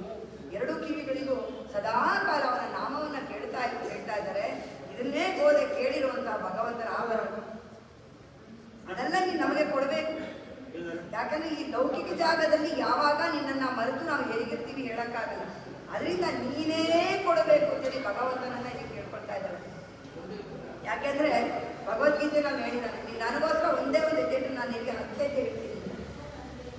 ಆನೆ ಕರಿಯೋದನ್ನೇ ಕಾಯ್ತಿದ್ದ, ಅವನು ಒಂದೇ ಒಂದು ಸಾರಿ ನನ್ನ ಓಡೋಗೋಣ ಅಂತ ಕಾಯ್ತಿದ್ದಂತೆ ಭಗವಂತ ನಿಂದೇ ಕಾಯ್ತಿದ್ದಾನೆ. ಅದು ಒಂದು ಸಾರಿ ಆದಿಮೂಲ ಅಂತ ಕರೆದಂತೆ ಎಲ್ಲಕ್ಕೂ ಮೂಲವಾದವನೇ ಕರೆದಿದ ತಕ್ಷಣ ಓಡೋಗ್ಬಿಡ್ನಂತೆ. ಯಾರಿಗೂ ಹೇಳಿಲ್ಲ. ಪುರಂದರದಾಸ್ ಹೇಳಿದ್ದಾರೆ, ಸಿರಿದೇವಿಗೆ ಹೇಳದೆ ಸೆರಗನು ಧರಿಸದೆ ಗರುಡನ ಮೇಲೆ ಗಮನ ಮಾಡದೆ ಮರದಿಂದ ನೀ ಬಂದು ಕರಿಯನ್ನು ಧರಿಸಿದೆ. ಕಾಯ್ತಿರ್ತಾನಂತೆ ಆತ, ನನ್ನ ಭಕ್ತ ಯಾರಾಗಿದ್ದಾನ ಕರಿತಾನಂತ ಅಂತ ಕಾಯ್ತಿರ್ತಾನೆ. ಒಂದೇ ಒಂದು ಸರಿ ಅವನ ಸ್ಮರಣೆಯನ್ನು ನಾವು ಮಾಡಬೇಕು. ನಮಗೋಸ್ಕರ ಅವನು ನಿಲ್ತಾನೆ.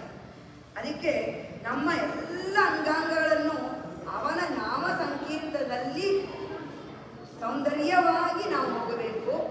ಅದೇ ನಮಗೆ ಆಭರಣಗಳು ಅಂತ ಗೋದೇವಿ ಹೇಳ್ಕೊಡ್ತಾ ಇದ್ದಾರೆ. ಕೇಶವ, ಶ್ರೀಧರ, ಅಚ್ಯುತ, ಮುಕುಂದ, ಅಧೋಕ್ಷಜ, ಅವನ ಸಹಸ್ರ ನಾಮಗಳಿದೆ. ಅದರಿಂದ ನಾವು ನಮ್ಮ ಶರೀರವನ್ನೇ ಅಲಂಕೃತವಾಗಿ ಮಾಡಬೇಕು ಅಂತ ಹೇಳ್ಕೊಡ್ತಾ ಇದ್ದಾಳೆ. ಪಾರ್ಶ್ವರು ಮೂಡನೇ ಇಟ್ಟು ಮುಳಂಗೈ ವಹಿವಾರ. ಆ ವಿಶೇಷವಾದ ಖಾದ್ಯಕ್ಕೆ ಏನು ವಿಶೇಷ ಅಲ್ಲಿ ಅಂತ ಅಂದರೆ, ಆತ್ಮಶ್ರೇಯಸ್ಸನ್ನು ಹೇಳುವಂಥದ್ದು ಕ್ಷೀರ.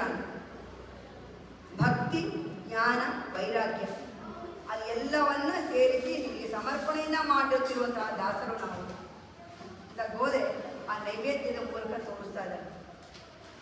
ಅಷ್ಟು ಏಕೆ ತುಂಬಬೇಕು ಅದು. ಮುಳಂಗೈ ವಹಿವಾರ, ಅವನ ವೈರಾಗ್ಯ, ಅವನ ಜ್ಞಾನ, ಅವನ ಮೇಲೆ ವೈರಾಗ್ಯ ಹೋಗಬೇಕು. ನಾವು ಅವನತ್ರ ಹೋಗ್ಬೇಕು, ಬೇರೆ ಯಾವುದೂ ಬೇಡ ಅನ್ನೋದಂತ ಅವನ ವೈರಾಗ್ಯ ಅಷ್ಟೂ ಹರಿದು ಬರಬೇಕು. ಅಂದರೆ ನಮ್ಮಲ್ಲಿ ತುಂಬಿ ಹರಿಬೇಕು ಅಂತ ಹೇಳ್ತಾರೆ.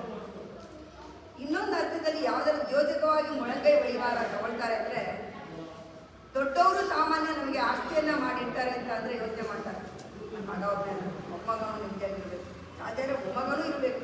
ಆ ರೀತಿ ಎಷ್ಟು ಜನ ಎಷ್ಟು ವಂಶಕ್ಕೆ ಬೇಕಾದಂಥ ಆಸ್ತಿಗಳನ್ನು ಮಾಡ್ತಾರೆ. ಆ ರೀತಿಯಾದ ಅವನ ಆ ಭಗವಂತನ ಆಸ್ತಿಯನ್ನು ನಾವು ನಮ್ಮ ಮಕ್ಕಳಿಗೆ ಮಾಡಿರ್ಬೇಕು. ಅಂದರೆ ಅವರಿಗೆ ತೋರಿಸ್ಕೊಡ್ಬೇಕು. ನಾವು ಮಾಡದೆ ಮಕ್ಕಳನ್ನ ನೀನು ಜಪ ಮಾಡು, ನೀನು ಕೂತ್ಕೋ, ಇದನ್ನು ತಗೋ, ಬುಕ್ ತಗೋ, ನೀನು ಹೇಳು, ಅದನ್ನು ಮಾಡಿದ್ರೆ ಮಕ್ಕಳು ಮಾಡೋದಿಲ್ಲ. ಚಿಕ್ಕ ವಯಸ್ಸಿಂದನೂ ಅವ್ರಿಗೆ ನೀವು ಮಾಡುವುದೇ ಹೇಳೋದೇ ಬೇಕಾಗಿಲ್ಲ. ಅವ್ರ ಮುಂದೆ ನಾವು ಮಾಡಬೇಕು. ಮುಳಂಗೈ ವಹಿವಾರ ನಮ್ಮ ವಂಶಕ್ಕೆಲ್ಲರೂ ಹೋಗೋ ರೀತಿಯಲ್ಲಿ ನಾವು ಅವನ ಸ್ಮರಣೆಯನ್ನು ಮಾಡಿದರೆ ಅದು ಅಲ್ಲಿವರೆಗೂ ತಲುಪುತ್ತೆ. ಪೆರಿಯಾಳ್ವಾರು ಹೇಳಿದಂಗೆ ಎಂದೈ ತಂದೈ ತಂದೈ ತಂದೈದ ಮೂತ್ತಪ್ಪನ್ನ ಅಂತ ಹೇಳ್ತಾರೆ. ಅವ್ರು ಅಷ್ಟೂ ಜನ ಬಂದು ನಿನ್ನ ಕೈಕರ್ಯವನ್ನು ಮಾಡಿದೀವಪ್ಪ, ಬರೀ ನನ್ನನ್ನು ಮಾತ್ರ ನೋಡಬೇಡ. ಮುಂದೆ ಕಥೆಯಿಂದ ಸ್ವಲ್ಪ ಹೇಳ್ತೀನಿ. ನನ್ನನ್ನು ಮಾತ್ರ ನೀನು ನೋಡಬೇಡ, ನಾನೇನೂ ನಿನಗೆ ಮಾಡಿಲ್ಲ. ಆದರೆ ನನ್ನ ತಂದೆ ಅವ್ರ ತಂದೆ, ಅವ್ರ ಮುತ್ತಾತ ಅವರೆಲ್ಲ ಮಾಡಿದಾರಲ್ಲ, ಅವರನ್ನ ನೋಡಿ ನನ್ನನ್ನು ನನಗೆ ಕೃಪೆಯನ್ನು ಕೊಡುತ್ತಾ ಅವ್ರು ಹೇಳ್ತಾರೆ. ಹಾಗೇ ಮುಂದಕ್ಕೂ ನಾವು ನಮ್ಮ ಮಕ್ಕಳಿಗೆ ಹೋಗೋ ರೀತಿ, ಅವನ ಕೃಪೆ ಅವನವರೆಗೂ ಹೋಗೋ ರೀತಿ ಮುಳಂಗೈ ವಹಿವಾರ. ಆ ರೀತಿ ಅವನ ಜ್ಞಾನ ಅನ್ನೋ ತುಪ್ಪವನ್ನು ಹರಿಸಬೇಕು. ರಾಮನಾಮ ಪಾಯಸಕ್ಕೆ ಕೃಷ್ಣನಾಮ ಸಕ್ಕರೆ ಅಂತ ಪುರಂದರದಾಸ್ ಹೇಳ್ತಾರೆ. ಅವರ ಹೆಸರೇ ಪಾಯಸ. ರಾಮನಾಮವನ್ನು ನಾವು ಹೇಳ್ತೀವಿ, ಅದು ಪಾಯಸನೇ ತುಂಬ ರುಚಿಯಾದ್ದು, ವೈಭೋಗವಾದದ್ದು. ಯಾಕೆಂದರೆ ದ್ರಾಕ್ಷಿ, ಗೋಡಂಬಿ ಎಲ್ಲ ಅರ್ಧ ಹಾಕಿ ಮಾಡಿ ತುಂಬ ರುಚಿಯಾಗಿರುತ್ತೆ. ಗಸಗಸೆ ಎಲ್ಲನೂ ತುಂಬ ರುಚಿಯಾಗಿರುತ್ತೆ ಪಾಯಸ. ಆ ರೀತಿಯಾದಂಥ ಒಂದು ರಾಮನಾಮ. ಅದಕ್ಕೆ ಕೃಷ್ಣನಾಮವನ್ನು ಸಕ್ಕರೆ ಹಾಕಬೇಕಂತ. ಹಾಗಾಗಿ ಗೋದೆ ಎಲ್ಲ ಪಾಶುರದಲ್ಲೂ ರಾಮ ಅವತಾರವನ್ನು ಹೇಳಿದ್ದಾಳೆ, ಕೃಷ್ಣನ ಅವತಾರವನ್ನು ಹೇಳಿದ್ದಾಳೆ. ತೆನ್ನಿಲಂಗೈ ಕೋಮಾಣಿ ಸುತ್ತ ಅಂತೇಳಿ ರಾಮನ ಅವತಾರವನ್ನು ಹೇಳಿದ್ರು. ಅಯೋಧ್ಯೆಯಿಂದ ಬಂದು ದಕ್ಷಿಣದ ಶ್ರೀಲಂಕೆಗೆ ಹೋಗಿ ಅವನ ಸಂಹಾರವನ್ನು ಮಾಡಿದೆ ಅಂತ ಹೇಳಿದ್ರು. ಒಂದು ಚಹಳದ ತಾಯಿ ಹೊರಟೋಗಿ ಅಂತ ಹೇಳಿದ್ರು. ಜಗದಾಸುರ ಬಂಧನವನ್ನು ಕೃಷ್ಣನಾಮವನ್ನು ಹೇಳಿದ್ರು. ಆ ರೀತಿ ಎರಡೂ ನಾಮವನ್ನು ಅವಳು ಹೇಳ್ಕೊಂಡು ಇಲ್ಲಿ ಗೋದೆ ಬರ್ತಾ ಇದ್ದಾಳೆ. ಆ ರೀತಿಯಾದಂತಹ ಅವನ ನಾಮಸ್ಮರಣೆಯನ್ನು ಮಾಡಬೇಕು. ಇಲ್ಲಿ ಶೋರು ಅನ್ನೋದನ್ನು ಯಾಕೆ ವಿಶೇಷವಾಗಿ ಹೇಳಿದ್ದಾರೆ ಅಂದರೆ, ಅವತ್ತು ಹೇಳಿದೆ ಪೆರಿಯಾಳ್ವಾರ್ ಕೂಡ ಅವರು ಹೇಳಿದ್ದಾರೆ, ಇನ್ನು ಶೋರು ತಿನ್ನು ಮೆತ್ತಲೆயும் ಎಲ್ಲ ಕಣ್ಣನ್ನಂತ. ಅನ್ನಂ ಬೆರವು ನೀರು ತಿನ್ನು ಅಂದರೆ ಅನ್ನ ನೀರು ಎರಡು ನಮಗೆ ದೇಹಕ್ಕೆ ಮೂಲ ಆಧಾರ. ಅದೆರಡಂತೂ ನಮಗೆ ಇರಲೇಬೇಕು, ಆಧಾರವಾದದ್ದು. ಅದಕ್ಕೆ ನಂತರ ಏನಾದ್ರು ಸಿಗೋ ಭೋಗ್ಯಗಳು ಎಲ್ಲ ಪಲ್ಯನೋ ಇನ್ನೊಂದು ಏನೇನು ಸಿಗುತ್ತೆ, ವೈಭೋಗಗಳೇನು ಸಿಗುತ್ತೆ, ಅದಕ್ಕೆ ನಂತರ ಅದನ್ನು ಬೆತ್ತಲೆ ಯಾಕೆ ಹೇಳಿದ್ರು ಅಂತಂದರೆ, ಈ ಎಲ್ಲವನ್ನ ವೈಭೋಗವಾದ ಊಟ ಮಾಡಿದ ಮೇಲೆ ಅದು ಜೀರ್ಣವಾಗಲಿ ಅಂತ ವಿಳೆದೆಲೆಯನ್ನು ಹಾಕೋತೀವಿ. ಅದೂ ಕೂಡ ಕಣ್ಣನೇ, ಅದೂ ಕೂಡ ಭಗವಂತನೇ. ಅಂದರೆ ಚಿಕ್ಕದ್ರಿಂದ ಹಿಡಿದು ದೊಡ್ಡದವರೆಗೂ ನಮಗೆ ಯಾವುದು ಸಿಗುತ್ತೋ ಎಲ್ಲ ಅವನೇ. ಆ ರೀತಿಯ ಅನುಭವವನ್ನು ಆಳ್ವಾರರು ಪಡ್ಕೊಂಡಿದ್ದಾರೆ. ಅದೇ ಇಲ್ಲಿ ಹೇಳ್ತಾರೆ, ಏತಿರೋ ಉಪನಿಷತ್ತು ಹೇಳುತ್ತೆ, ಅಹಮನ್ನಂ ಅಹಮನ್ನಂ ಅಹಮನ್ನಾದ ಅಂತ ವೇದ ಉಪನಿಷತ್ತು ಹೇಳುತ್ತೆ.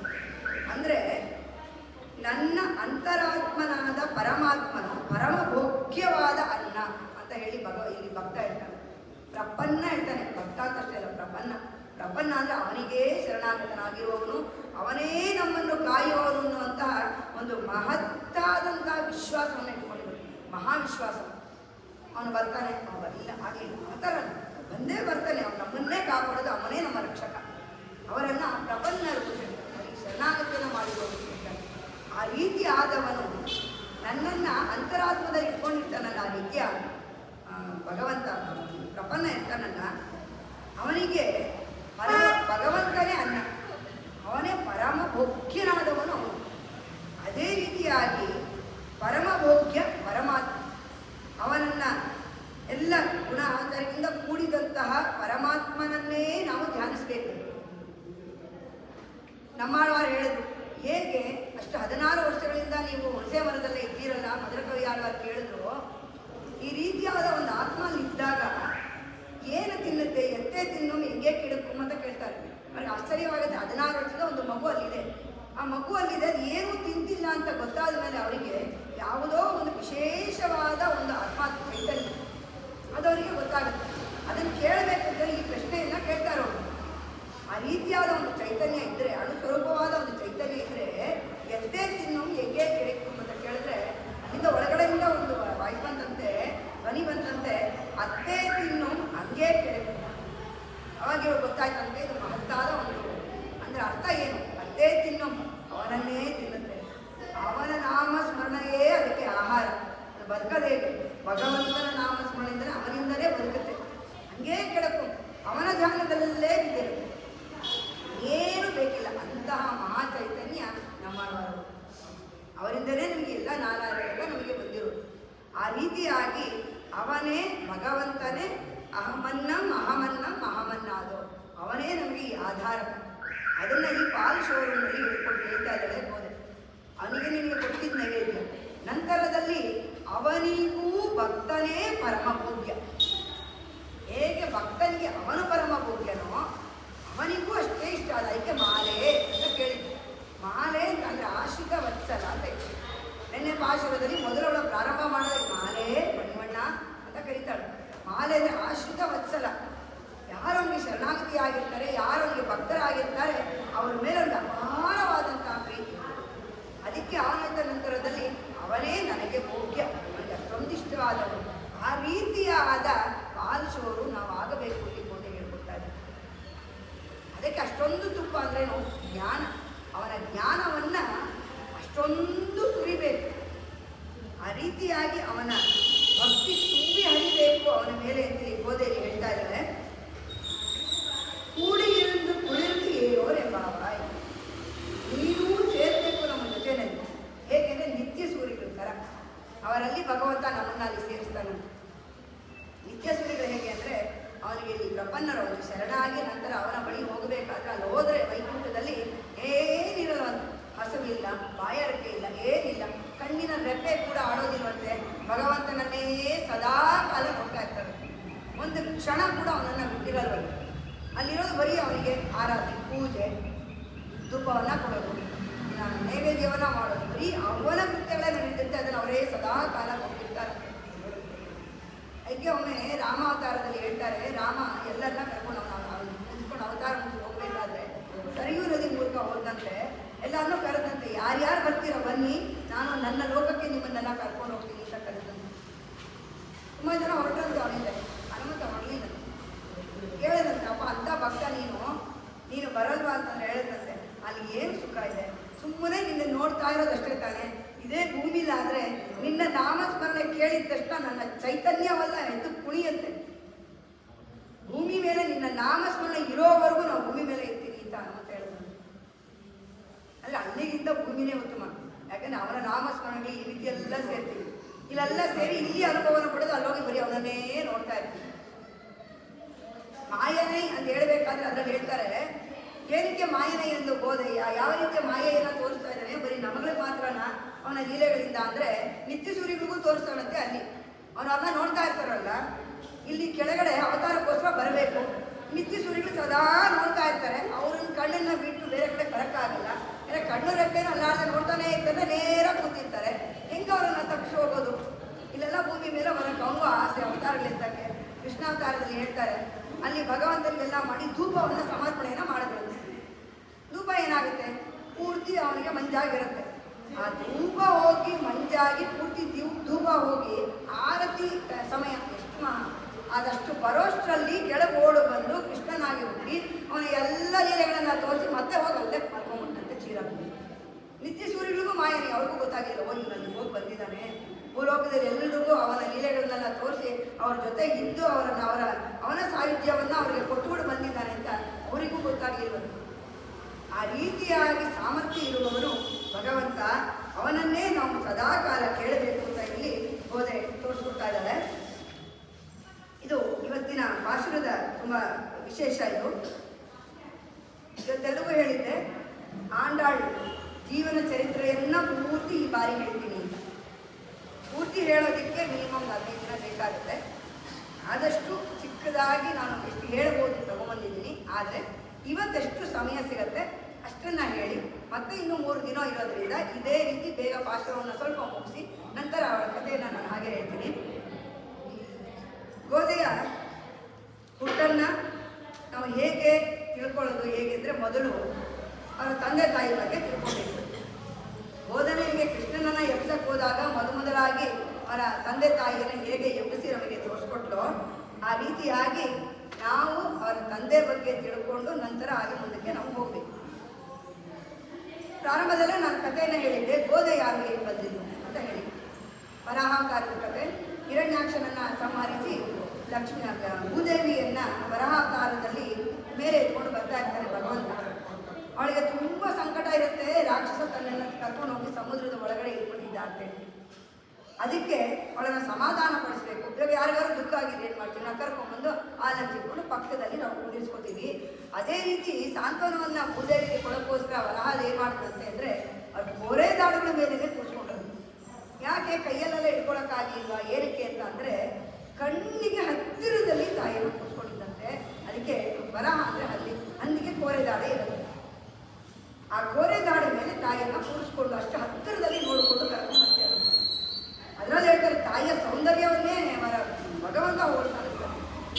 ಅದನ್ನೇ ಲಕ್ಷ್ಮೀ ಅಷ್ಟೋತ್ತರ ಅಂತ ಹೇಳ್ತಾರೆ. ಅದು ಹೊಗಳ್ಕೊಂಡು ಬರ್ತಾ ಇರ್ತಾರೆ. ಇಷ್ಟೆಲ್ಲ ಹೊಗಳಿದ್ದು ಆಯಿತು, ಸಮಾಧಾನ ಮಾಡಿದ್ದು ಎಲ್ಲ ಆದರೂ ತಾಯಿಗೆ ಇನ್ನೂ ದುಃಖ ಇರುತ್ತೆ, ದುಃಖಿಸಿರ್ತಾರೆ. ಏನಂತ ಕೇಳಿದಾಗ ಹೇಳ್ತಾರೆ, ಅಹಮಸ್ಮಿ ಶಿಷ್ಯಾಚ ಭಾರ್ಯಚ ದಾಸೀಚ ಹೇ ಮಾಧವ ಮತ್ತಕ್ಕೆ ಸರ್ವಭೂತಾನಾಂ ಸುಲಭೋಪಾಯ ಮದಪ್ರಭು. ಅಂದರೆ ನಾವು ನಿನಗೆ ದಾಸಿ, ಹೆಂಡತಿ, ಭಾರ್ಯೆ ಎಲ್ಲನೂ ಇದ್ದೀನಿ, ಶಿಷ್ಯ ಎಲ್ಲನೂ. ಅದಕ್ಕೋಸ್ಕರ ನಾನು ಕರೆದೆ, ದುಃಖದಲ್ಲಿದ್ದೆ, ನೀನು ಬಂದ್ಬಿಟ್ಟೆ. ಆದರೆ ನನ್ನ ಮೇಲೆ ಇಷ್ಟೊಂದು ಕೋಟಿ ಜೀವಗಳು ಇಷ್ಟೊಂದು ದುಃಖದಲ್ಲಿದೆಯಲ್ಲ, ಅವ್ರು ಕರೆದಾಗ ನೀನು ಬರ್ತೀಯ. ತನ್ನನ್ನು ತಾನು ನೋಡ್ಕೊಂಡಿದ್ದಾರೆ, ಸಂತೋಷ ಆಗಿದೆ ಇರಬಹುದಿತ್ತು. ತಾಯಿಯ ವಾತ್ಸಲ್ಯ ಅನ್ನೋದೇ ಇಡೀ ತನ್ನ ಭೂಮಿಯ ಮೇಲೆ ಇರುವಂತಹ ಎಲ್ಲ ಚೈತನ್ಯಗಳಿಗೋಸ್ಕರ ಕೇಳ್ಕೊಳ್ತಾಳೆ. ಭಗವಂತ ಅವಳಿಗೆ ವಾಗ್ದಾನವನ್ನು ಕೊಡ್ತಾರೆ. ಅವರು ಕಡೆಯ ಕಾಲದಲ್ಲಿ ನನ್ನ ಸ್ಮರಣೆಯನ್ನು ಮಾಡಿದ್ರೆ ಸಾಕು, ನಾನು ಅವರನ್ನು ನನ್ನ ಭಕ್ತ ಅಂತ ನೋಡ್ತೀನಿ ಅಂತ. ಸ್ಮರಣೆ ಮಾಡಬೇಕು ಅಂದ್ರೇನೋ, ಕಡೆ ಕಾಲದಲ್ಲಿ ಕಬಾವತ ಬಿದ್ದ ಕಂಠಾವರೋಧನವಿರೋ ಸ್ಮರಣೆ ಇರೋದಿಲ್ಲ, ಮಾಡೋಕ್ಕಾಗಲ್ವಲ್ಲ ಅಂತ ಹೇಳ್ತಾರೆ. ಅವನ ಮನಸ್ಸಿನಲ್ಲಿ ಶರೀರದಲ್ಲಿ ಆರೋಗ್ಯವಾಗಿದ್ದಾಗ ಅವನು ನನ್ನ ಸ್ಮರಣೆಯನ್ನು ಮಾಡಿದರೆ ಸಾಕು. ಅವರು ಕಡೆಯ ಕಾಲದಲ್ಲಿ ಹೆಂಗೇ ಇರಲಿ, ಕಟ್ಟಿಗೆ ಥರ ಇರಲಿ, ಕಲ್ಲಿನ ಥರ ಇರಲಿ, ನಾನು ಅವನ ಭಕ್ತ ಅಂತ ನನ್ನ ಮೋಕ್ಷಕ್ಕೆ ಕರ್ಕೊಂಡು ಹೋಗ್ತೀನಿ ಅಂತ ತಾಯಿಗೆ ವಾಗ್ದಾನವನ್ನು ಭಗವಂತ ಕೊಡ್ತಾನೆ. ಅವರಿಬ್ಬರ ಮಧ್ಯೆ ಈ ಸಂಭಾಷಣೆ ನಡೆಯುತ್ತೆ. ನಂತರ ಕೇಳ್ತಾನೆ, ನೀನೇನೋ ಕೇಳಿಬಿಟ್ಟೆ, ಸುಲಭವಾಗಿ 3 ರೂಪಾಯಿ ಕೊಡು ಅಂತ ಅಂದೇ ಹೇಳಿದೆ. ನನ್ನ ನಾಮಸ್ಮರಣೆಯನ್ನು ಮಾಡಬೇಕು, ನನ್ನ ಅರ್ಚನೆಯನ್ನು ಮಾಡಬೇಕು, ನನಗೆ ಶರಣಾಗತಿ ಆಗಬೇಕು. ಇದು 3 ರೂಪಾಯಿ, ಇದು ಮಾಡಿದರೆ ಸಾಕು, ನಾನು ನೋಡ್ಕೊಳ್ತೀನಿ ಅಂತ ಹೇಳ್ಬಿಟ್ಟೆ. ಇದನ್ನು ನೀನು ಹೆಂಗೆ ತಿಳಿಸ್ತೀಯ ನಿನ್ನ ಮಕ್ಕಳಿಗೆ? ನನ್ನ ಮಕ್ಕಳಿಗೋಸ್ಕರ ಕೊಡು ಅಂತ ಕೇಳಿದ್ರೆ ನಾನು ಕೊಟ್ಟಾಯ್ತು ಅಂದಾಗ, ನಾನೇ ಹೋಗಿ ಅವತರಿಸಿ ತೋರಿಸಿಕೊಟ್ಟು ಬರ್ತೀನಿ ಅಂತ ಹೇಳಿದ್ರು ತಾಯಿ. ಭಗವಂತ ಭಗವದ್ಗೀತೆಯಲ್ಲಿ ಉಪದೇಶ ಮಾಡಿದ, ನಾನು ನೋಡ್ಕೊಳ್ತೀನಿ, ನಿಮ್ಮ ಪಾಪವನ್ನೆಲ್ಲ ಹೋಗಿಸ್ತೀನಿ ಅಂತ ಹೇಳಿದ್ದೆ ವಿನಃ ಹೆಂಗಿರಬೇಕು ಅಂತ ತೋರಿಸ್ಕೊಡ್ಲಿಲ್ಲ. ಆದರೆ ತಾಯಿ ನಾನು ಹೆಂಗಿರಬೇಕು ಅಂತ ತೋರಿಸ್ಕೊಡ್ತೀನಿ ಅಂತ ಹೇಳಿ ಗೋದೆಯಾಗಿ ಬಂದು ಪೆರಿಯಾಳ್ವಾರ ಮಗಳಾಗಿ ಹುಟ್ಟಿ ವ್ರತವನ್ನ ಮಾಡಿ ತೋರಿಸ್ಕೊಟ್ಬಿಟ್ಟು ಇವತ್ತಿನ ದಿನ ಈಗ ಮಾಡಿ ಅಂತ ತೋರಿಸಿದ್ದಾಳೆ. ಅದು ತಾಯಿಯ ವಿಶೇಷ. ಮಕ್ಕಳಿಗೆ ಬರೀ ಅಡುಗೆ ಮಾಡೋದು ಇಟ್ಬಿಟ್ಟು ತಿನ್ನು ಅಂತ ಹೇಳಲ್ಲ ತಾಯಿ, ಯಾವತ್ತು ಬಡಿಸ್ತಾಳೆ. ಅದೂ ಮೀರಿ ಅದಕ್ಕೂ ಮಕ್ಕಳು ತಿನ್ನಕ್ಕಾಗಿಲ್ಲ ಅಂದ್ರೆ ಕಲಸಿ ಬಾಯಿ ಇಡ್ತಾಳೆ. ಆ ರೀತಿ ಭೂದೇವಿ ಮಾಡಿದ್ದು ಗೋದೆಯಾಗಿ ಬಂದು ಇಲ್ಲಿಂದ ಪೆರಿಯಾಳ್ವಾರ ಹುಟ್ಟಿದ್ದು. ಪೆರಿಯಾಳ್ವಾರ ಯಾರು ಮೊದಲು ಅವಳ ಚರಿತ್ರೆನ ಇವತ್ತು ಸ್ವಲ್ಪವಾಗಿ ತಿಳ್ಕೊಂಡು ನಾಳೆ ಗೋದೆಯ ಚರಿತ್ರೆಗೆ ಹೋಗೋಣ. ಒಂದು ಶಿವಿಲಿಪುತ್ತೂರು ಅಂತ ಹೇಳಿ ಇವತ್ತು ಕೂಡ ಮದುವೆಯ ಹತ್ತಿರದಲ್ಲಿದೆ. ಅಲ್ಲಿ ವಿಷ್ಣು ಚಿತ್ತರ್ ಅಂತ ಇದೆ. ಅವರೇ ಪೆರಿಯಾಳ್ವಾರ, ಆಳ್ವಾರಿಗಳ ದೊಡ್ಡವರಾಗಿದ್ದರಿಂದ ಅವರ ಪೆರಿಯಾಳ್ವಾರ ಅಂತಾಯಿತು. ಅವರು ವಟಪತ್ರಶಾಹಿಯಲ್ಲಿ ಭಗವಂತನ ಆರಾಧನೆಯನ್ನು ಮಾಡ್ತಾ ಇದ್ರು, ಭಗವಂತನ ಕೈಂಕರ್ಯವನ್ನ ಮಾಡ್ತಾ ಇದ್ರು. ಅವನ ಕೈಂಕರ್ಯ ಮಾಡೋದಿಕ್ಕೇನೆ ಅವರೇ ಒಂದು ತುಳಸಿ ವನವನ್ನ ಮಾಡಿ ಹೂವುಗಳನ್ನೆಲ್ಲ ಬೆಳೆಸಿ ಅವರಿಗೆ ಮಾಲೆಯನ್ನ ಮಾಡಿ ಭಗವಂತನಿಗೆ ಸಮರ್ಪಿಸ್ತಾ ಇದ್ರು. ಈ ರೀತಿ ಇದ್ದಾಗ ಅವರಿದ್ದಿದ್ದು ಪಾಂಡ್ಯರಾಜನ ರಾಜ್ಯದಲ್ಲಿ. ಅಲ್ಲಿಯ ರಾಜ ವಲ್ಲಭದೇವ ಅಂತ, ಅವನು ತುಂಬ ನಿಷ್ಠೆ ಇರೋನು, ಪ್ರಜೆಗಳನ್ನೆಲ್ಲ ತುಂಬ ಚೆನ್ನಾಗಿ ನೋಡ್ಕೋತಾ ಇದ್ದ. ಹಾಗಾಗಿ ಅವನು ರಾತ್ರಿ ಹೊತ್ತನ್ನೆಲ್ಲ ಮಾರುವೇಷದಲ್ಲಿ ಹೋಗಿ ಪ್ರಜೆಗಳಿಗೆ ಏನು ಕಷ್ಟ ಇದೆ ಏನು ಅಂತೆಲ್ಲ ನೋಡೋದಕ್ಕೆ ಓಡಾಡ್ತಾನೆ. ಹಾಗೆ ಓಡಾಡ್ತಿರ್ಬೇಕಾದ್ರೆ ಯಾವುದೋ ಒಂದು ಮನೆಯ ಜಗುಲಿಯ ಮುಂದೆ ಒಬ್ಬ ವಯಸ್ಸಾದವನು ಮಲಗಿರ್ತಾನೆ. ಅವನನ್ನು ಎಬ್ಬಿಸಿ ಕೇಳ್ತಾನೆ, ಯಾಕಪ್ಪ ಹೀಗೆ ಮಲಗಿದ್ಯಾ, ಏನು ಏನಾಯ್ತು, ಹೇಗೆ, ಏನಕ್ಕೆ ಇಷ್ಟೊತ್ತಲ್ಲಿ ಈ ರಾತ್ರಿನಲ್ಲಿ ಮಲಗಿದ್ಯಾ ಅಂತಂದಾಗ ಅವನು ಒಂದು ಮಾತನ್ನ ಹೇಳ್ತಾನೆ. ಮಳೆಗಾಲದಲ್ಲಿ 4 ತಿಂಗಳು ಮಳೆಗಾಲ ಇರುತ್ತೆ. ಆ ಮಳೆಗಾಲದ ಸುಖಕ್ಕಾಗಿ ನಾವು ಮಿಕ್ಕ 8 ತಿಂಗಳು ದುಡಿಬೇಕು. ಏನಕ್ಕೆ 3 ಸಾಲನ ಹೇಳ್ತಾನೆ ಅರ್ಥ ಮಾಡ್ಕೊಂಡು. 4 ತಿಂಗಳು ಮಳೆಗಾಲದಲ್ಲಿ ದುಡಿಯೋಕ್ಕಾಗಲ್ಲ ಸಾಮಾನ್ಯ. ಈಗೇನೋ ಆಫೀಸು ಅದು ಇದು ಜರ್ಕಿನ್ ಹಾಕೋತೀವಿ, ಒಳಗೋಗಿ ಕೂದು ಬಿಡ್ತೀವಿ. ಆಗಿನ ಕಾಲದಲ್ಲಿ ಅಲ್ಲ, ಈಗ ರೈತನ್ನೇ ತಗೊಳ್ಳಿ, ಮಳೆಗಾಲದಲ್ಲಿ ದುಡಿಯೋಕ್ಕಾಗಲ್ಲ. ಇನ್ನು ಅದಕ್ಕೆ ಬೇಕಾದೆಲ್ಲನೂ ಮೊದಲೇ 8 ತಿಂಗಳು, ಮಿಕ್ಕದ ಏನು 8 ತಿಂಗಳಿರುತ್ತೆ. ಆ 8 ತಿಂಗಳಲ್ಲಿ ಅವನು 4 ತಿಂಗಳಿಗೂ ಬೇಕಾದನ್ನು ಸೇರಿಸಿ ದುಡ್ಕೋಬೇಕು. ರಾತ್ರಿ ನಾವು ಸುಖವಾಗಿರಬೇಕು ಅಂತಂದರೆ ಬೆಳಿಗ್ಗೆ ಎಲ್ಲ ದುಡ್ದಿರ್ಬೇಕು. ರಾತ್ರಿ ಊಟ ಮಾಡಬೇಕು ಅಂದ್ರೆ ಅವಾಗೋಗಿ ಎಲ್ಲೂ ತೊಗೊಂಬರೋಕ್ಕಾಗಲ್ಲ. ಸೊ ಹಾಗಾಗಿ ಬೆಳಿಗ್ಗೆ ಎಲ್ಲ ನಾವು ದುಡಿಟ್ಟು ಕೂಡಿಟ್ಕೊಂಡಿದ್ರೆ ನಮಗೆ ರಾತ್ರಿ ನಾವು ಸುಖವಾಗಿ ಇರಬಹುದು. ರಾತ್ರಿ ಎದ್ದ ತಕ್ಷಣ ಒಂದು ಲೋಟ ನೀರು ಬೇಕು ಅಂತ ಅಂದರೆ ಹೊರಗೋಗಿ ಎಲ್ಲಿ ತೊಗೊಂಬರಕ್ಕೆ ಸಾಧ್ಯ? ಈಗಿನ ಕಾಲದಲ್ಲ ಸ್ವಿಚ್ಗಳೆಲ್ಲ ಅಲ್ಲ. ಆಗ ಅವನು ಪಾಪ ಅದಕ್ಕೋಸ್ಕರ ಮಲಗಿದ್ದು ಜಗಲಿ ಮೇಲೆ. ಆ ರೀತಿ ಒಂದು ಸನ್ನಿವೇಶವನ್ನು ಒಂದು ನಿಮ್ಮ ಕಲ್ಪನೆಯನ್ನು ಮಾಡಿಕೊಳ್ಳಿ. ರಾತ್ರಿ ನಮಗೇನಾದ್ರು ಬೇಕು ಅಂತ ಅಂದರೆ ಬೆಳಿಗ್ಗೆನೆ ನಾವು ತಂದಿಟ್ಕೋಬೇಕು. ಅದೇ ರೀತಿ ವಯಸ್ಸಾದ ಮೇಲೆ ಮುಪ್ಪಿನಲ್ಲಿ ಸುಖ ಜೀವನ ಇರಬೇಕು ಅಂತ ಅಂದರೆ ನಾವು ಯೌವನದಲ್ಲೇ ನಾವು ದುಡಿದಿರಬೇಕು. ಕೈಯಲ್ಲಿ ಶಕ್ತಿ ಇದ್ದಾಗ ಅವಾಗ ನಮಗೆ ಏನು ಬೇಕೋ ಮುಪ್ಪಿನಲ್ಲಿ ಅದು ಹಣವಾಗಲಿ ಇದಾಗಿ ನಾವು ಮಾಡಿ ನಮ್ಮ ಮುಪ್ಪಿಗೋಸ್ಕರ ನಾವು ಇಟ್ಕೋಬೇಕು. ಇದೆಲ್ಲ ಹೇಗೆ ಲೌಕಿಕವಾದ ಉದಾಹರಣೆಯನ್ನು, ಅದೇ ರೀತಿ ಪರತತ್ವ ಭಗವಂತನನ್ನು ನಾವು ಪಡಿಬೇಕು ಅಂತ ಇದ್ದರೆ ಈ ಚೈತನ್ಯ ಚೆನ್ನಾಗಿದ್ದಲ್ಲ, ಅವನಿಗೋಸ್ಕರ ನಾವು ಬದುಕಬೇಕು, ಅವನ ನಾಮಸ್ಮರಣೆಯನ್ನು ಮಾಡಬೇಕು. ಇದನ್ನೆಲ್ಲ ಹೇಳಿ ಅವ್ರು ಹೇಳ್ತಾರೆ. ಇನ್ನು ಕಡೆಗಾಲದಲ್ಲಿ ನಾವು ಅವನ ಸ್ಮರಣೆ ಮಾಡಿಬಿಡ್ತೀವಿ. ಇವಾಗೆಲ್ಲ ನಮಗೆ ಟೈಮ್ ಇಲ್ಲ, ಮಕ್ಕಳು ನೋಡ್ಕೋಬೇಕು, ಅವ್ರು ನೋಡ್ಕೋಬೇಕು, ಆಫೀಸ್ಗೆ ಹೋಗಬೇಕು, ಕೆಲಸಗಳೆಲ್ಲ ಇದೆ, ಇವಾಗ ಇದೆಲ್ಲ ಮಾಡ್ಕೊಂಡ್ಬಿಡ್ತೀವಿ ವಯಸ್ಸಾದ. ಸಾಮಾನ್ಯವಾಗಿ ಎಲ್ಲರೂ ಹೇಳೋದೇ ಹಾಗೆ. ಶ್ರೀ ವೈಷ್ಣವರಲ್ಲಿ ಒಂದು ಪಂಚಸಂಸ್ಕಾರ ಅಂತ ಹೇಳ್ತಾರೆ, ಮತ್ತು ಪ್ರಪತ್ತಿ ಅಂತ ಹೇಳ್ತಾರೆ. ಪ್ರಪತ್ತಿ ಮಾಡಿದಾಗ ಹೊರಗೆಲ್ಲ ತಿನ್ನಬಾರ್ದು, ಆಚಾರವಾಗಿರಬೇಕು ಅಂತ ಹೇಳೋದು. ಅದಕ್ಕೆ ಏನಾಗುತ್ತೆ, ಹೊರಗೆ ತಿನ್ನೋಕ್ಕಾಗದೆ ಇದ್ಮೇಲೆ ಇದನ್ನ ಮಾಡ್ಕೊಂಡಿರೋವಾಗ ನಾವು ಹೊರಗಡೆ ತಿನ್ನಬೇಕು. ಇದನ್ನ ಮಾಡ್ಕೊಂಡ್ಬಿಟ್ಟು ಅವ್ರಿಗೆ ತಿನ್ನೋಕ್ಕಾಗ ಇದೇ ಬೇಡ. ಭಗವಂತನ ಧ್ಯಾನ ಮಾಡಬೇಕು, ಅವನನ್ನು ಪಡಿಬೇಕು ಅಂದರೆ ಆಚಾರವಾಗಿರಬೇಕು. ಆಚಾರ ಇರೋದು ಅಂದ್ರೆ ಏನು? ನಾವು ಅವನಿಗೆ ನೈವೇದ್ಯ ಮಾಡಿದಂಥದ್ದನ್ನು ತಿನ್ನಬೇಕು. ಯಾಕೆ ಹೋಟ್ಲಲ್ಲೆಲ್ಲ ಊಟ ಮಾಡಬಾರ್ದು? ಅವ್ರು ನೈವೇದ್ಯ ಮಾಡಿರ್ತಾರೆ, ನೈವೇದ್ಯ ಆಗಿರುತ್ತೆ. ಅವನಿಗೆ ಅದು ಹೋಗಲಿಲ್ಲ ಅಂದರೆ ನಮ್ಮ ದೇಹವನ್ನೇ ಹೇಗೆ ಕಾಪಾಡುತ್ತದು? ಅವನಿಗೆ ನೈವೇದ್ಯ ಆಯಿತು ಅಂದರೆ ಅದು ಶುದ್ಧವಾಗಿರುವಂಥ ಆಹಾರ, ಅದು ನಮ್ಮ ದೇಹವನ್ನು ಖಂಡಿತ ರಕ್ಷಣೆ ಮಾಡುತ್ತೆ. ಅದು ಹೋಟ್ಲಲ್ಲಿ ಮಾಡಿರಲ್ಲ, ಮಾಡೋ ಗೋಬಿ ಮಂಚೂರಿ ಅವನು ಮಾಡೋದಿಲ್ಲ. ಹಾಗಾಗಿ ಅದು ನಮಗೆ ಬೇಡ ಅಂತ ಹೇಳೋದು. ಸರಿ, ನಾವಿದ್ರೆ ಅವನು ಹಿಡ್ಕೊಂಡು ಈ ಗೋಬಿ ಮಂಚೂರಿ ಪಲಾವ್ ಇಲ್ಲವೆಲ್ಲ ನಾವು ತಿನ್ನೋಕ್ಕಾಗಲ್ಲ, ಅದಕ್ಕೆ ಸದ್ಯಕ್ಕೆ ಅವನು ಬೇಡ. ಇವಾಗ ತಿನ್ನೋ ಶಕ್ತಿ ಇದೆ, ಚೆನ್ನಾಗಿ ತಿನ್ಬಿಡೋಣ. ವಯಸ್ಸಾದ್ಮೇಲೆ ಅದೆಲ್ಲ ತಿನ್ನೋಕ್ಕಾಗಲ್ಲ, ಆಮೇಲೆ ಅವನು ಹಿಡ್ಕೊಳ್ಳೋಣ. ಅದಾಗೋದಿಲ್ಲ ಅಂತ ಈಗ ಅವ್ರು ಹೇಳ್ತಾ ಇದ್ದಾರೆ. ಆಗಿನ ಕಾಲದಲ್ಲಿ ಮುಪ್ಪಲ್ಲಿ ನಾವು ಅವನನ್ನು ಪಡಿಬೇಕು ಅಂತಂದರೆ ಈಗಲಿಂದನೇ ಆ ಶ್ರಮ ಬೇಕು, ಈಗಲಿಂದನೇ ಅವನ ನಾಮಸ್ಮರಣೆ ಬೇಕು. ಅವನೇನೋ ಒಂದು ರುಚಿ ಗೊತ್ತಾಗಿದೆ ಅಂತಲೇ ನಾವು ಅವಾಗ ಇಟ್ಕೊಳ್ಳೋಕೆ ಸಾಧ್ಯ. ಆ ರೀತಿಯಾಗಿ ಆ ಮುಖ ಹೇಳಿದಾಗ